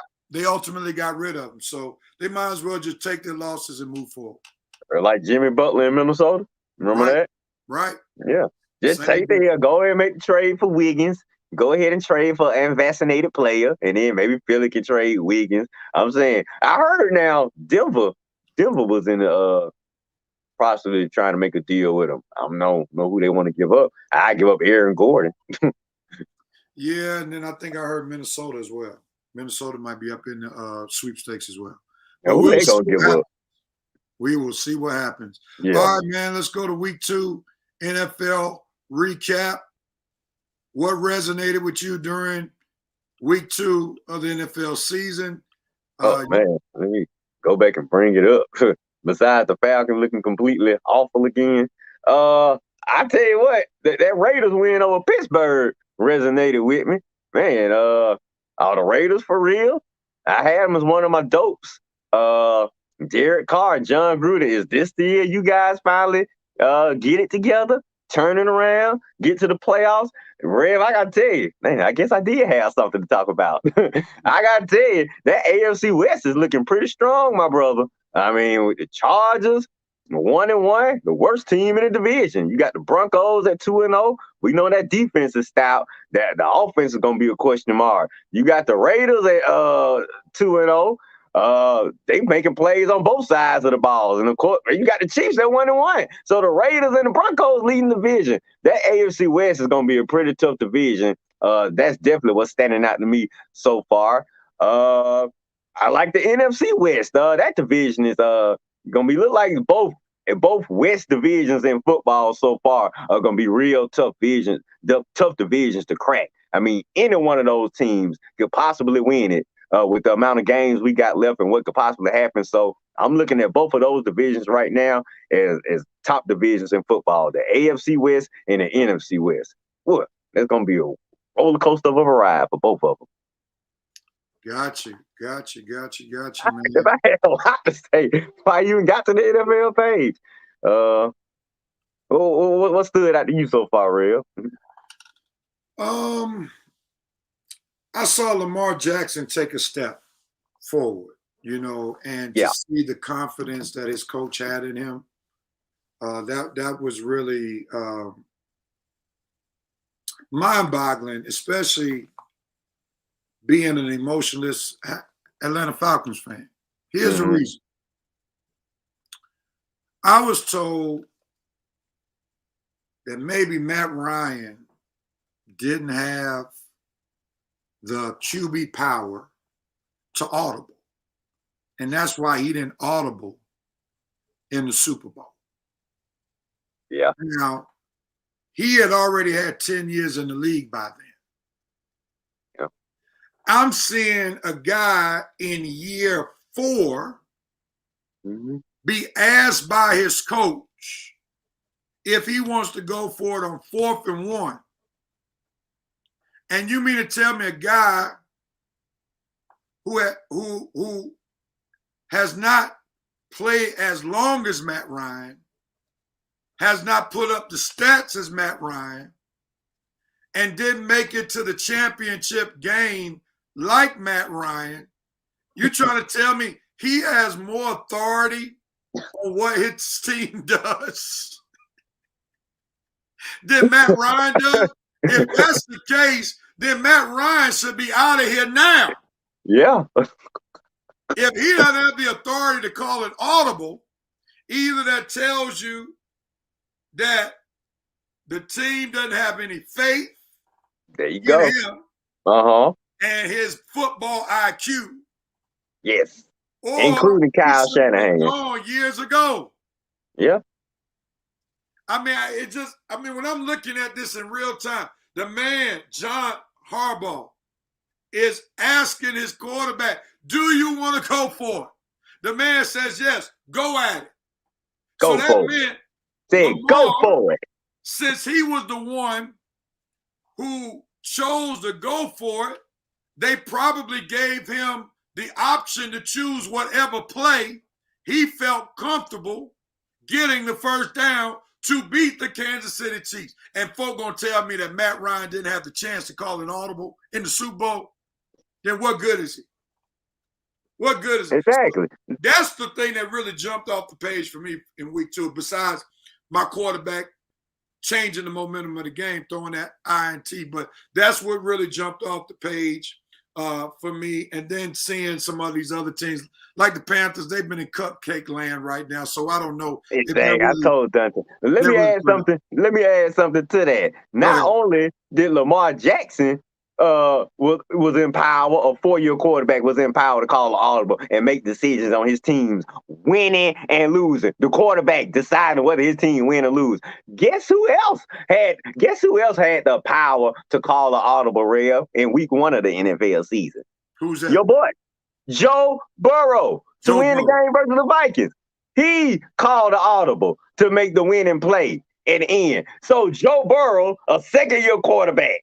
Now, 2nd-year quarterback, Lamar Jackson, a 4th-year quarterback, they got the power to call audibles. They had the power to change games, wins and losses. But, Matt Ryan, like all these Matt Ryan apologists, he just follows whatever the coaches say. He's a team guy. Man, you guys, I swear, I'm losing respect each day by every Matt Ryan apologist I see. I'm just letting you know I'm losing respect for your sports knowledge. So please stop talking to me and Rev like you guys got some kind of leverage of knowledge over us or something. You Matt Ryan apologists look foolish, okay? Because nobody else in this country is supporting Matt Ryan but delusional Falcon fans. That's it. No other NFL fan base, no other NFL fans across this country are supporting Matt Ryan, but delusional Falcon fans. So I'm not delusional. Yeah, man. It's just sickening, man, to listen to these delusional Falcons fans, and you still got Falcons fans who want to blame everything on the defense. O-line. They love the O-line and defense. And what I said in one of my posts last week during the game, that 4th quarter pretty much summed up Matt Ryan's career in Atlanta. Yeah, get him down, get the 3 points. Get the 3 points, he's not clutch. Yeah. O-line plays well, he's not clutch. Because the O-line had to have played well if they scored those points to come back down from 18. Yeah, that's what folks forget. They only remember the O-line when you mess up. The same O-line that was terrible had a point in that game where they weren't terrible, because we know that Matt Ryan can't create anything on his feet with his feet. Nope. So they had to be better at some point during the game. Then go ahead, Real. Defense had to hold in order for them to get back in the game. Yeah. So in the 4th quarter, defense had to play well. So you had the offensive line playing well, the defensive line playing well. And what was the constant? Matt Ryan choking. Same old peppermint man. It goes back to the post you made on Facebook when you brought out he had a decent offensive line for certain years, decent defensive defense for a certain amount of years. But what was the same constant? Matt Ryan choking. Now, what's the constant? Out of that Super Bowl team, how many players are left from that Super Bowl team? From what I remember, 2, Deion Jones, 3, Grady Jarrett, and Matt Ryan. And Jake Matthews, so 4. There's 4. Yeah, 4. That's it. Everybody else is gone. and we still losing. 3 straight seasons, no playoffs. Oh, O-line and defense. But the O-line, the O-line was good enough for Matt Ryan to pass for 4,000 yards, right? 4,000, 5,000 yards. But only when Matt Ryan messes up is when the O-line is bad. They weren't bad when he passed for 4,000 and 5,000 yards and all those touchdowns. But every time Matt Ryan makes a mistake, it's the O-line. Man, if he had some time to do something. But when he does have time to do something, what does he do? He throws another punt for Calvin Ridley to have to stop and come back and catch. Now Calvin Ridley got to play cornerback and wide receiver to keep Matt Ryan from throwing another INT. Remember that play, Rev, when Calvin Ridley had to stop? No, Calvin Ridley should have been going down the field. Matt Ryan supposed to be hitting his receivers in stride.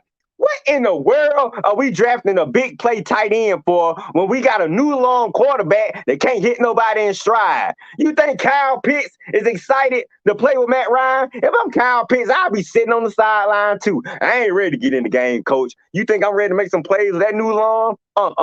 Kyle Pitts probably sitting out waiting for Josh Rosen to get in the game, or Felipe Franks, or our new quarterback, anybody. Matt Ryan, dude, you are hurting us more than helping us, and that's week to week. You're right about that, man. You are definitely right on it. Remember, Matt said he's still learning. Still learning.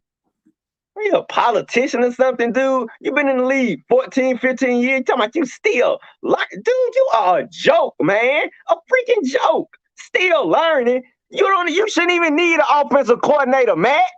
At this point in your career, you shouldn't even need an offensive coordinator. You and Arthur Smith supposed to be business partners, not coach and player. I mean, I heard they were arguing on the sideline last week. I didn't see the highlights or anything, but if them two can't get along, Arthur Smith, you the one said you wanted to keep the guy. You the one said you thought Matt could help you win now. Dude, you should have just went with a guy, your own guy, started from scratch. Now I'm starting to think Artie Smith is a moron too. Well, he was a higher hand. The bottom line is they were going to hire somebody who was willing to take Matt Ryan as their quarterback. That was one of the qualifications. And I'm seeing now Arthur Blank is the problem. I'm seeing it live and in living color. Yeah. I'm seeing it live. No, Rich McKay. I think Rich McKay needs to go. Well, some folks say that, man, but the bottom line is I think Arthur Smith understood that in order for me to get this job, I had to take on Matt Ryan. And the bottom line is that it's a terrible hire because this guy only had success handing the ball off to one of the elite NFL running backs in the league. You're right. He didn't draw plays for a major quarterback. Ryan Tannehill played off the run, not off his arm. Mm-hmm. We didn't see him scheme. This dude had more years as a quality control coach than he did as an offensive coordinator. Somebody please define quality control. Exactly. What does that mean? What does that mean? All I know is serving lunch in the cafeteria. Exactly. Exactly. He might have been getting the lunches and dinners ready. Getting the uniforms ready. He could have been in the laundry room ironing jerseys and stuff, man. Quality control. Come on, y'all got to be more specific. Exactly what would his job duties? No doubt about it. All right, man. We're going to try to bring Coach back in to make our picks. Let's see if he's ready to rock and roll. You ready, Coach? Are you ready, Coach? Are you singing or are you ready? Lord have mercy. I will let you have it there, real. Coach, you on there? Are you ready? Hello. We're here. You're on.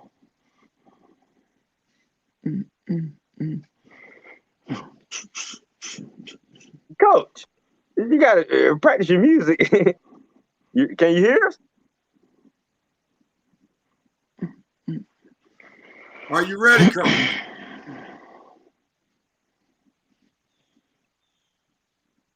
All right, we're gonna episode 205 is at a standstill right now. Coach, stop playing, man. We gotta get these picks in now. Oh, You what in ready? the world is that noise? Oh Lord. But we're gonna have to remove him right quick. What is he doing? I don't know. We're gonna pray for him. I don't know, man. But we're gonna go ahead and make these picks, and then we can just, I hope tell Coach to get his picks in. yeah, we'll just luckily this is pro, so we can get them afterwards. So yeah, so we'll go in. All right, man. Let me get this music right, man. Yeah, let's go. NFL prediction time. Gotta stay out of last place. Gotta stay out of last place. Gotta stay out of last place. We're gonna try to bring Shelby. We're gonna try to bring Coach in one more time. Let's see.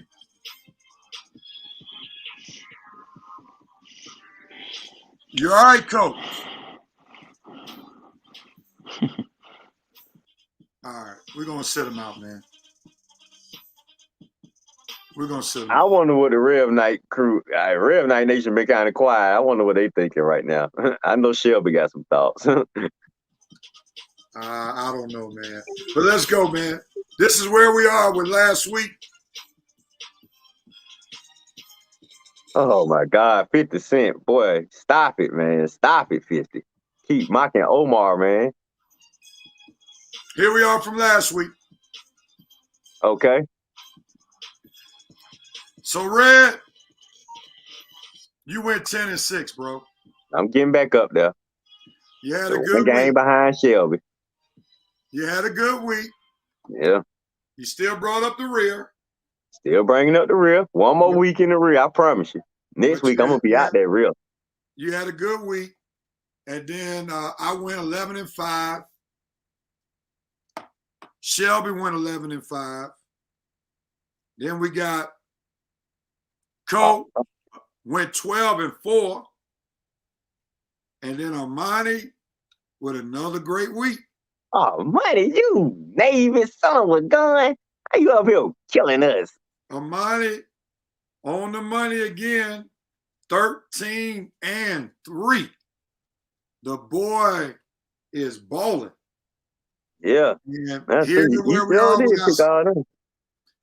with our standings.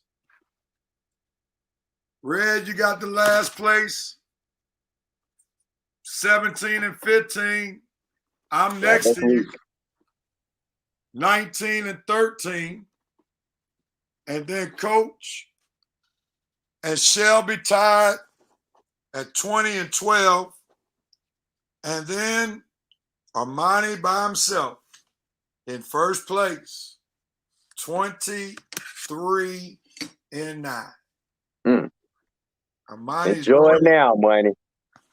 Armani is doing his thing. So I'm about to switch.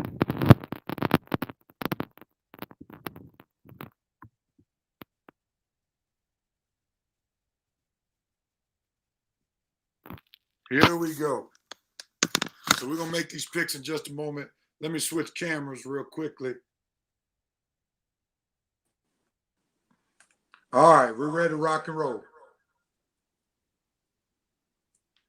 All right, Red, you ready to make up some ground, man? I'm ready. Got to stay out of last place. All right. Let's see. Come back just in time to see that Red. Yeah, all right. You knew what you were doing. Shelby said, Red stays in last place. It's the only place you live. Oh, she coming out. All right. And then, oh, Lord. We need to introduce a new segment called. You got to actually say something for us to think. They just No say doubt, that. Man. No doubt, man. That was one of the weirdest Red and Red moments, right? Yeah. And surely that will be on our next milestone show. Mm-hmm. Our next milestone show. All right, here we go, Red. Let's make these picks real quick. We didn't get our Armani's picks, so man, this has been an interesting week to say the least. or the Red and Rev with the host and so forth, so on. We're gonna have to get coaches' picks later.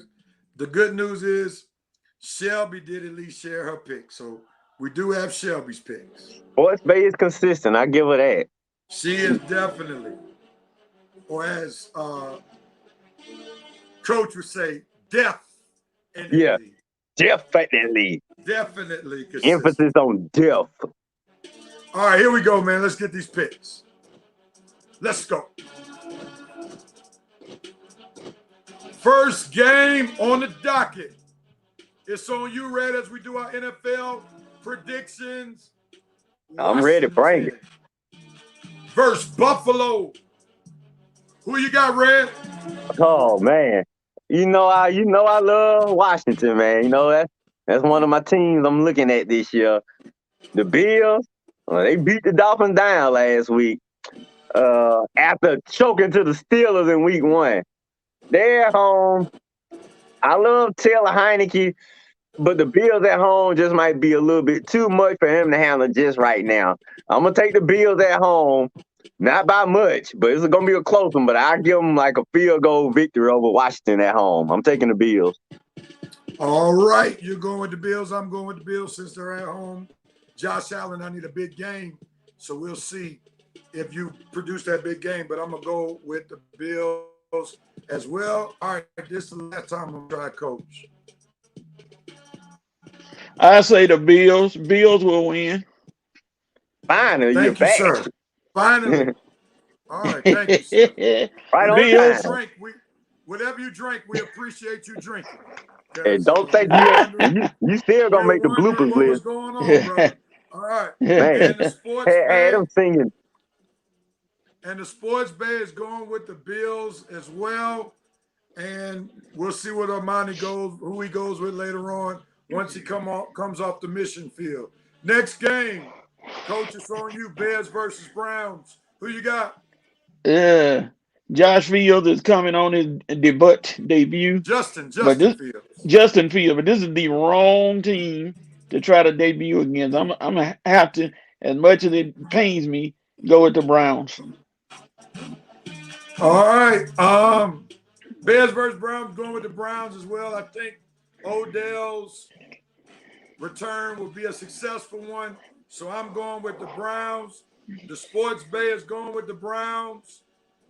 Red, are you making it unanimous? It's unanimous. I got to go with the Browns at home. All right. Ravens versus the Lions. I'm going with Lamar Jackson to get this W in Detroit. Only thing I like about Detroit now is that my daughter lives there. So I'm going with the Ravens, Lamar Jackson. The sports bay is going with the Ravens as well. Who you got, Red? Going with the Ravens. Not Jared Goff in Detroit. You had interest and impress us last Monday. You failed. Same old Lions. I see why Jared Goff was traded there. He fit right in. Ravens. All right. It's Coach. Who you got? I hate to do it, but I got to go with the Ravens just because nobody picks the Lions. Nobody. So it's the Ravens. Unanimous. All right. We're unanimous with these Ravens. Next game on the docket. Colts versus the Titans. The sports bay is up. She's rolling with the Titans to win at home in Nashville. Red, who you got? I'm rolling with the sports bay on this one. Titans bounce back with a win in Seattle next week. They're going to keep the momentum going when they come back home versus the Colts, and not sure who they quarterback. Well, Carson Wentz going to try to play, but he hurt, and whoever they got as the backup ain't going to be enough to beat the Titans, who got a little momentum right now. I'm going with the Titans. Coach, who you got? How in the world, as a quarterback, do you hurt both ankles? How you sprain both ankles? Titans, easily. Come on, Carson Wentz. You ain't helping yourself. All right, now I'm making it unanimous. If I'm going to choose the Titans over the Seahawks in Seattle, you know I'm going with the Titans in Nashville at home over the Colts. So give me the Titans to win 2 in a row. Next game on the docket, Chargers against Patrick Mahomes and the Chiefs. Yeah. It's on you, Red. Who you got? Chargers. I like how you starting out the season, but your hiccup last week, and that hiccup was enough to not get me to trust you this week, especially in Kansas City when Mahomes is coming off a loss and he going back home. You know the Pac-Man got the win this week. KC. All right, KC, coach, who you got? Kansas City. They ain't losing 2 in a row. No, sir. Kansas City. All right, I'm going with KC. You know they're going to have a good game because they didn't like the way they lost the last game. If you're rolling with Patrick Mahomes in fantasy football, I guarantee you probably going to win this week because Mahomes going to put on a show. I'm going with Mahomes to win, and the Sports Bay is going with the Chiefs as well. Next game on the docket, Saints versus the Patriots in New England, Foxborough. Who you got, Coach? Ooh-wee. The thing is, which quarterback going to show up for the Patriots? Is it going to be Mac Jones? And then look at the Saints. Is it going to be Jameis Winston? Oh, man. This a toss-up game. I'll go with the Saints. All right, Coach is going with the Saints, giving me the Patriots. I think the Saints' woes are going to continue in week 2 because I know Bill Belichick will probably scheme real well against Jameis Winston and frustrate Jameis Winston. So I'm going to go with the Patriots to win 2 in a row. Mac Jones plays well against the New Orleans defense. And all their coaches still in COVID protocol for the Saints. They had like 4 or 5 coaches in COVID protocol last week. So I'm going to go with the Saints. The Sports Bay is going with the Saints as well. Who you got, Red? The Sports Bay is going with the Stanks. She is going with the Saints. I think the better question that Coach asked is, what quarterback going to show up? Is it going to be Jameis Winston or is it going to be Krabby? And last week, it was Krabby. The first week, it was Jameis Winston. This week, it's still going to be Krabby because he's going up against Bill Belichick. And Belichick ain't getting beat by no crab-leg quarterback, okay? Patriots. I'm rolling with Real. Patriots. At home. All right. It's on the Sports Bay. Let's see who's next on the docket. Falcons versus the Giants. And the Sports Bay has decided to rise up and go with the Falcons. Who you got, Red? Not rising up with the Sports Bay. I'm being realistic and intelligent. Last time the Falcons won in New York, I don't even think me and Rev had met by then because it was before Falcons ain't won in New York in a long time. Let's just say that. And it ain't going to start this Sunday. Fantasy football players, I hope you got Kenny Golladay on your fantasy team because that dude is going to have a field day against this defense. Saquon Barkley, I wouldn't be surprised if we have a good day too. I'm taking the Giants at home in New York. If they get beat by the Falcons at home in New York, I know the Giants ain't for real, and I know the Falcons just a one-hit wonder because that little one win in New York ain't gonna make me pick them next week. But I'm taking the Giants, real, being smart. All right. Who you got, Coach? I'm actually going with the Falcons. I'm gonna try the Falcons out. Daniel Jones looks confused. Yeah, he looks confused out there. He tossing a lot of interceptions and just throwing it around. They arguing with each other. I'm gonna go with the Falcons. I'm going with the Giants, man. In the Falcons, I do not trust. I'm more impressed with the loss of the Giants against the Washington football team that they should have won in Washington. They had them beat. They beat themselves with that silly penalty on the field goal attempt. If they don't make that penalty, they win that game against the Washington football team, winning a tough rivalry game. And there's nothing about the Falcons. There's nothing about Matt Ryan that makes me think that they could go on the road and beat the Giants. So give me the Giants. I'm with Red on this one. I thought you better say it's nothing about Matt Ryan and the Falcons that's tough. That too. Yeah. That too. No doubt about it. And Sports Bay, if you're watching, you didn't make all your picks. Just wanted you to know that. I'm sending you an email, a text right now. You missed a few games. But nevertheless, next game on the docket. It's on you, Red. Bengals versus Steelers. What you got? Steelers. Bengals let me down last week. The Steelers, they had a letdown last week, but they at home. They're going to bounce back. I still want to hear more about this spitting incident. I probably have to Google it since Coach ain't around right now. But I'm taking the Steelers to bounce back at home against their division rival, the Bengals. I know Cincy's offense is better than the Steelers' offense, but that defense from the Steelers, even though they are kind of injured. But come on, Steelers. They coached by Mike Tomlin. Mike Tomlin coaching, the Steelers got a chance. Steelers going to win. I'm picking the Steelers. Coach, are you there? Talking about the Steelers, Coach. But, okay. All right. You have to give us that pick later on. Well, we know Coach going with the Steelers. Going with the Steelers. Yeah, so it's cool. All right. And who you going? So it's on me. Ah, man. Because it's a home game, I'm going to go with the Steelers. I'm going to go with the Steelers because it's a home game. I sure want to go with Cincinnati because I like their offense more than I like the Steelers' offense. But it's a home game for the Steelers. The Steelers, I don't think, going to lose 2 home games in a row. So I'm going with the Steelers. And the Sports Bay is going with the Steelers. I mean, the Bengals. I'm sorry. She's going with the Bengals. Oh, okay. Yeah, she jumped out there and went with the Bengals. Next game, Cardinals versus Jags. It's on me since Coach is missing in action.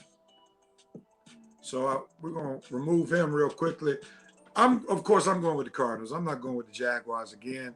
I almost messed that up last. I don't even know how I was convinced to go with the Jags 2 weeks ago. So, yes, I'm going with the Cardinals. Sports Bay is going with the Cardinals as well. Who you rolling with, Red? It's the same. Trevor Lawrence, still waiting for him to show me something. All right. All right. Nah, we got Coach would be going with Arizona.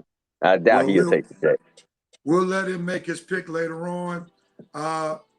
It's on the Sports Bay. Bucks versus, next game. Dolphins.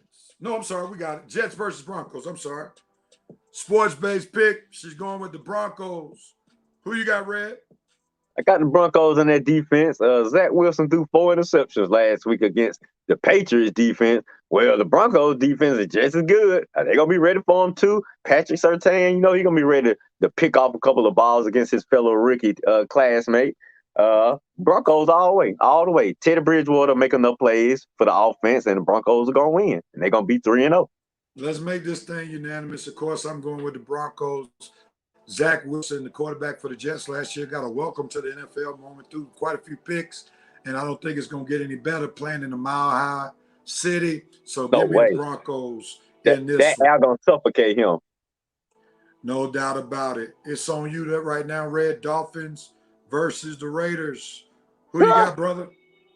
I wouldn't pick the Dolphins again this season if you paid me. And you know I like how the Raiders playing. I'm with John Gruden. I'm with Derek Carr. And I'm definitely with the Raiders at home against your sorry Dolphins, Eric, who you told me they were going to show up last week. And they ain't do nothing but embarrass me, man. I'm so sick of you Dolphin fans acting like your team is good. You still riding that 72 undefeated season. You still riding Marino and his choke jobs. Look.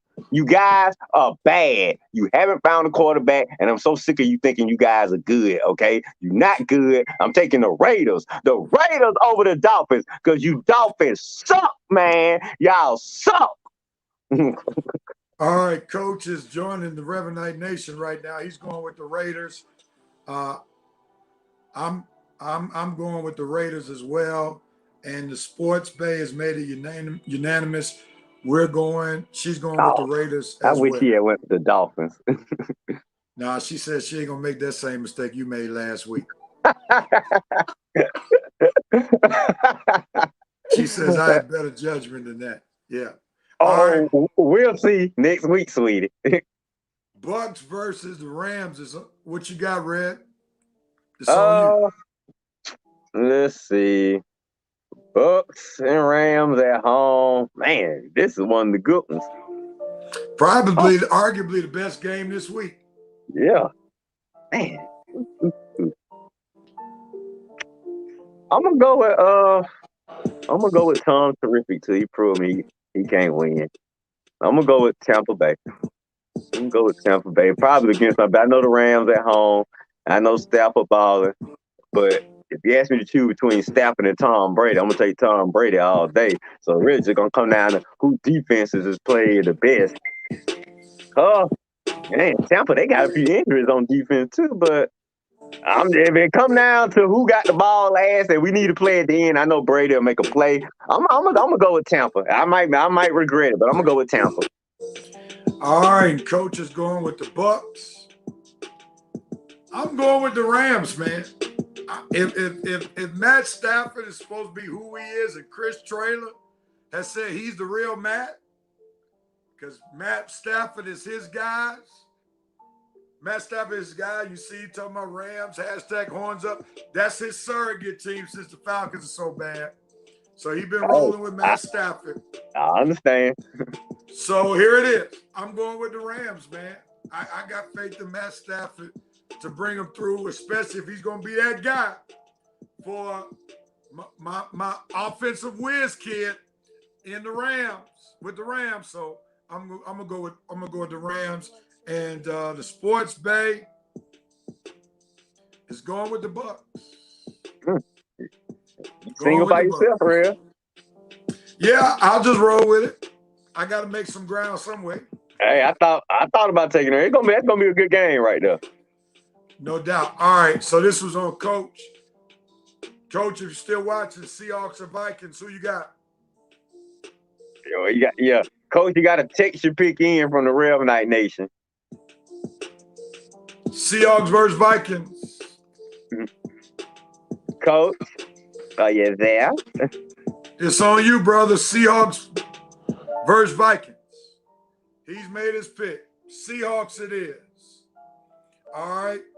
I'm rolling with the Seahawks as well.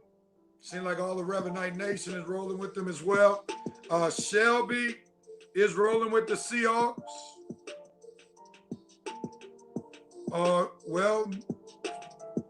She's rolling with the Seahawks as well.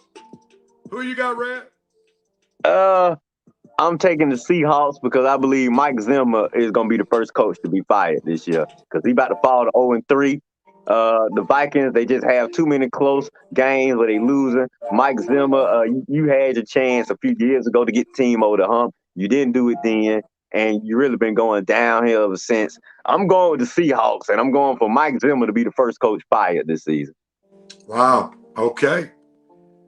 We got 2 more games. Packers versus the 49ers. Wow, this is a doozy right here. Wow.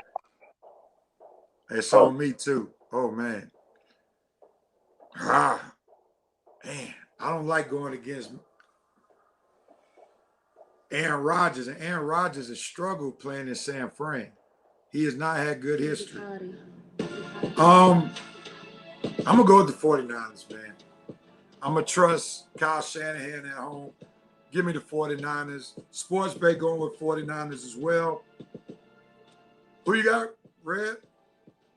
I'm going to go with Green Bay. I'm going to go with Aaron Rodgers, the star of the critics, for one more week. Because if he lose again this week, the critics going to start back up on him again. and I don't think you want to go through another week of that not so soon. So I'm going to go with Green Bay to be ready to take the 49ers, who dealing with a few injury problems themselves. I'm going to take Green Bay to take advantage.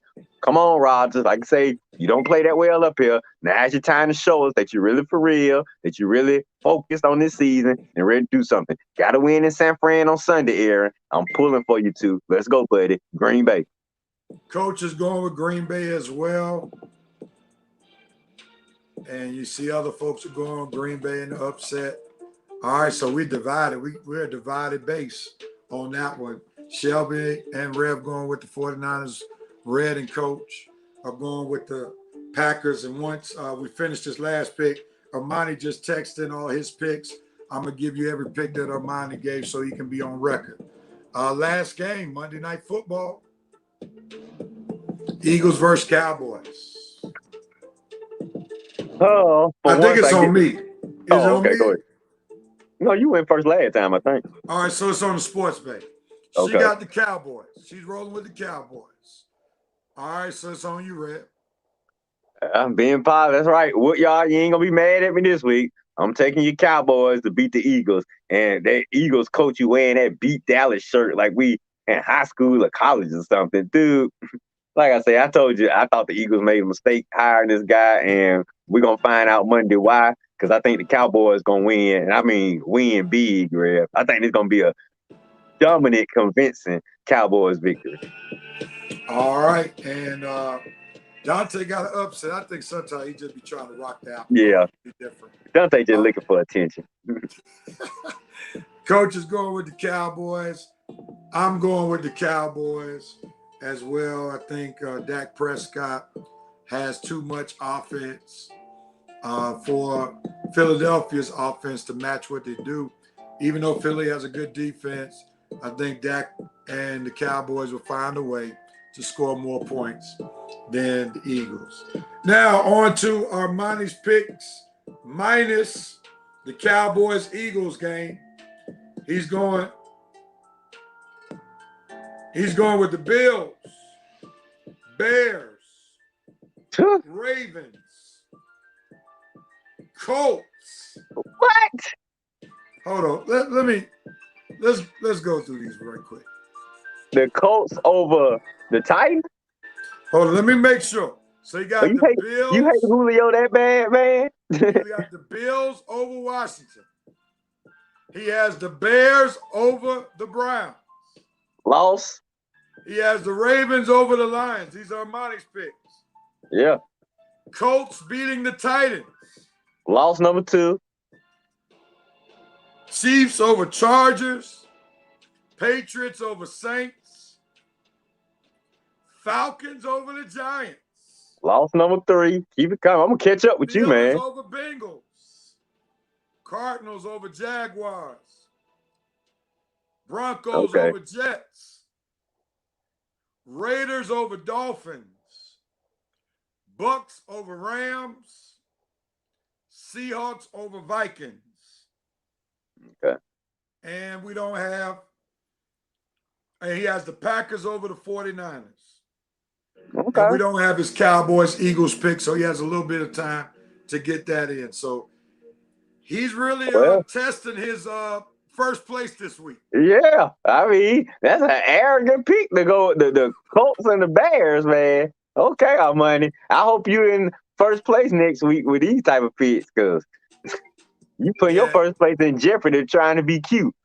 Yeah. I think he might be smelling himself a little bit.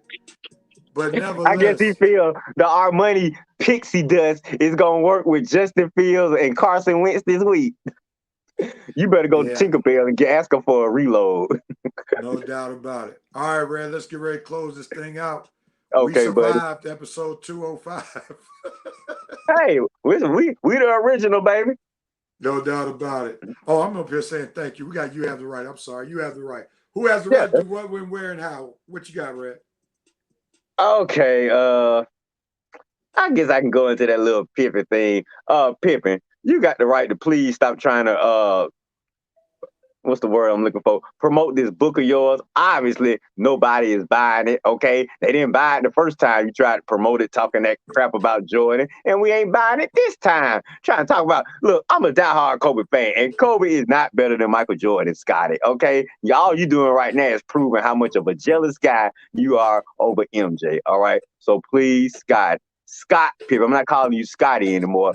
Please, Scott Pippen. Number one, take off the cornrows, and number two, stop running your mouth, man. We used to have so much respect for you, Scott, but you just keep talking these days, and you just gonna be nothing but Michael Jordan's sidekick, man. That's what you're trying to avoid, but that's all you're gonna become. So, Scott Pippen, you have the right to remain silent. Take your right. All right. And Falcons, you have the right to go 0-3 so that we can be 1 week closer to Falcons tickets being BOGO. Buy one, get one. So you have the right to go Real, ahead. I'm telling you, they lose to the Giants this week. No more Matt. Nothing is gonna be accepted about Matt Ryan. Dog. It is you lose to the Giants, and I want to hear those Matt Ryan apologies on Monday or next week. Because boy, you guys are really gonna be getting clowned. It isn't because really the Falcons should beat the Giants. I just ain't got no faith in the quarterback. So hey, you preaching to the choir over here, brother. Man, well, that ends episode 205. We thank everybody for watching. We'll be back next week, 206, 11 o'clock. And hopefully Shelby will be with us next week. And then we got some more. You have the rights. Who we got? Braves, yeah. You got the right to win. That's Thomas.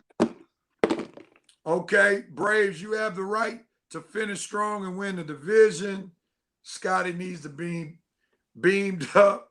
Falcons tickets will be $15 on StubHub again. Show enough, show you right. And then Chris Trailer, Falcons fans, y'all have the right to love the team and dislike them. Let me see what he said.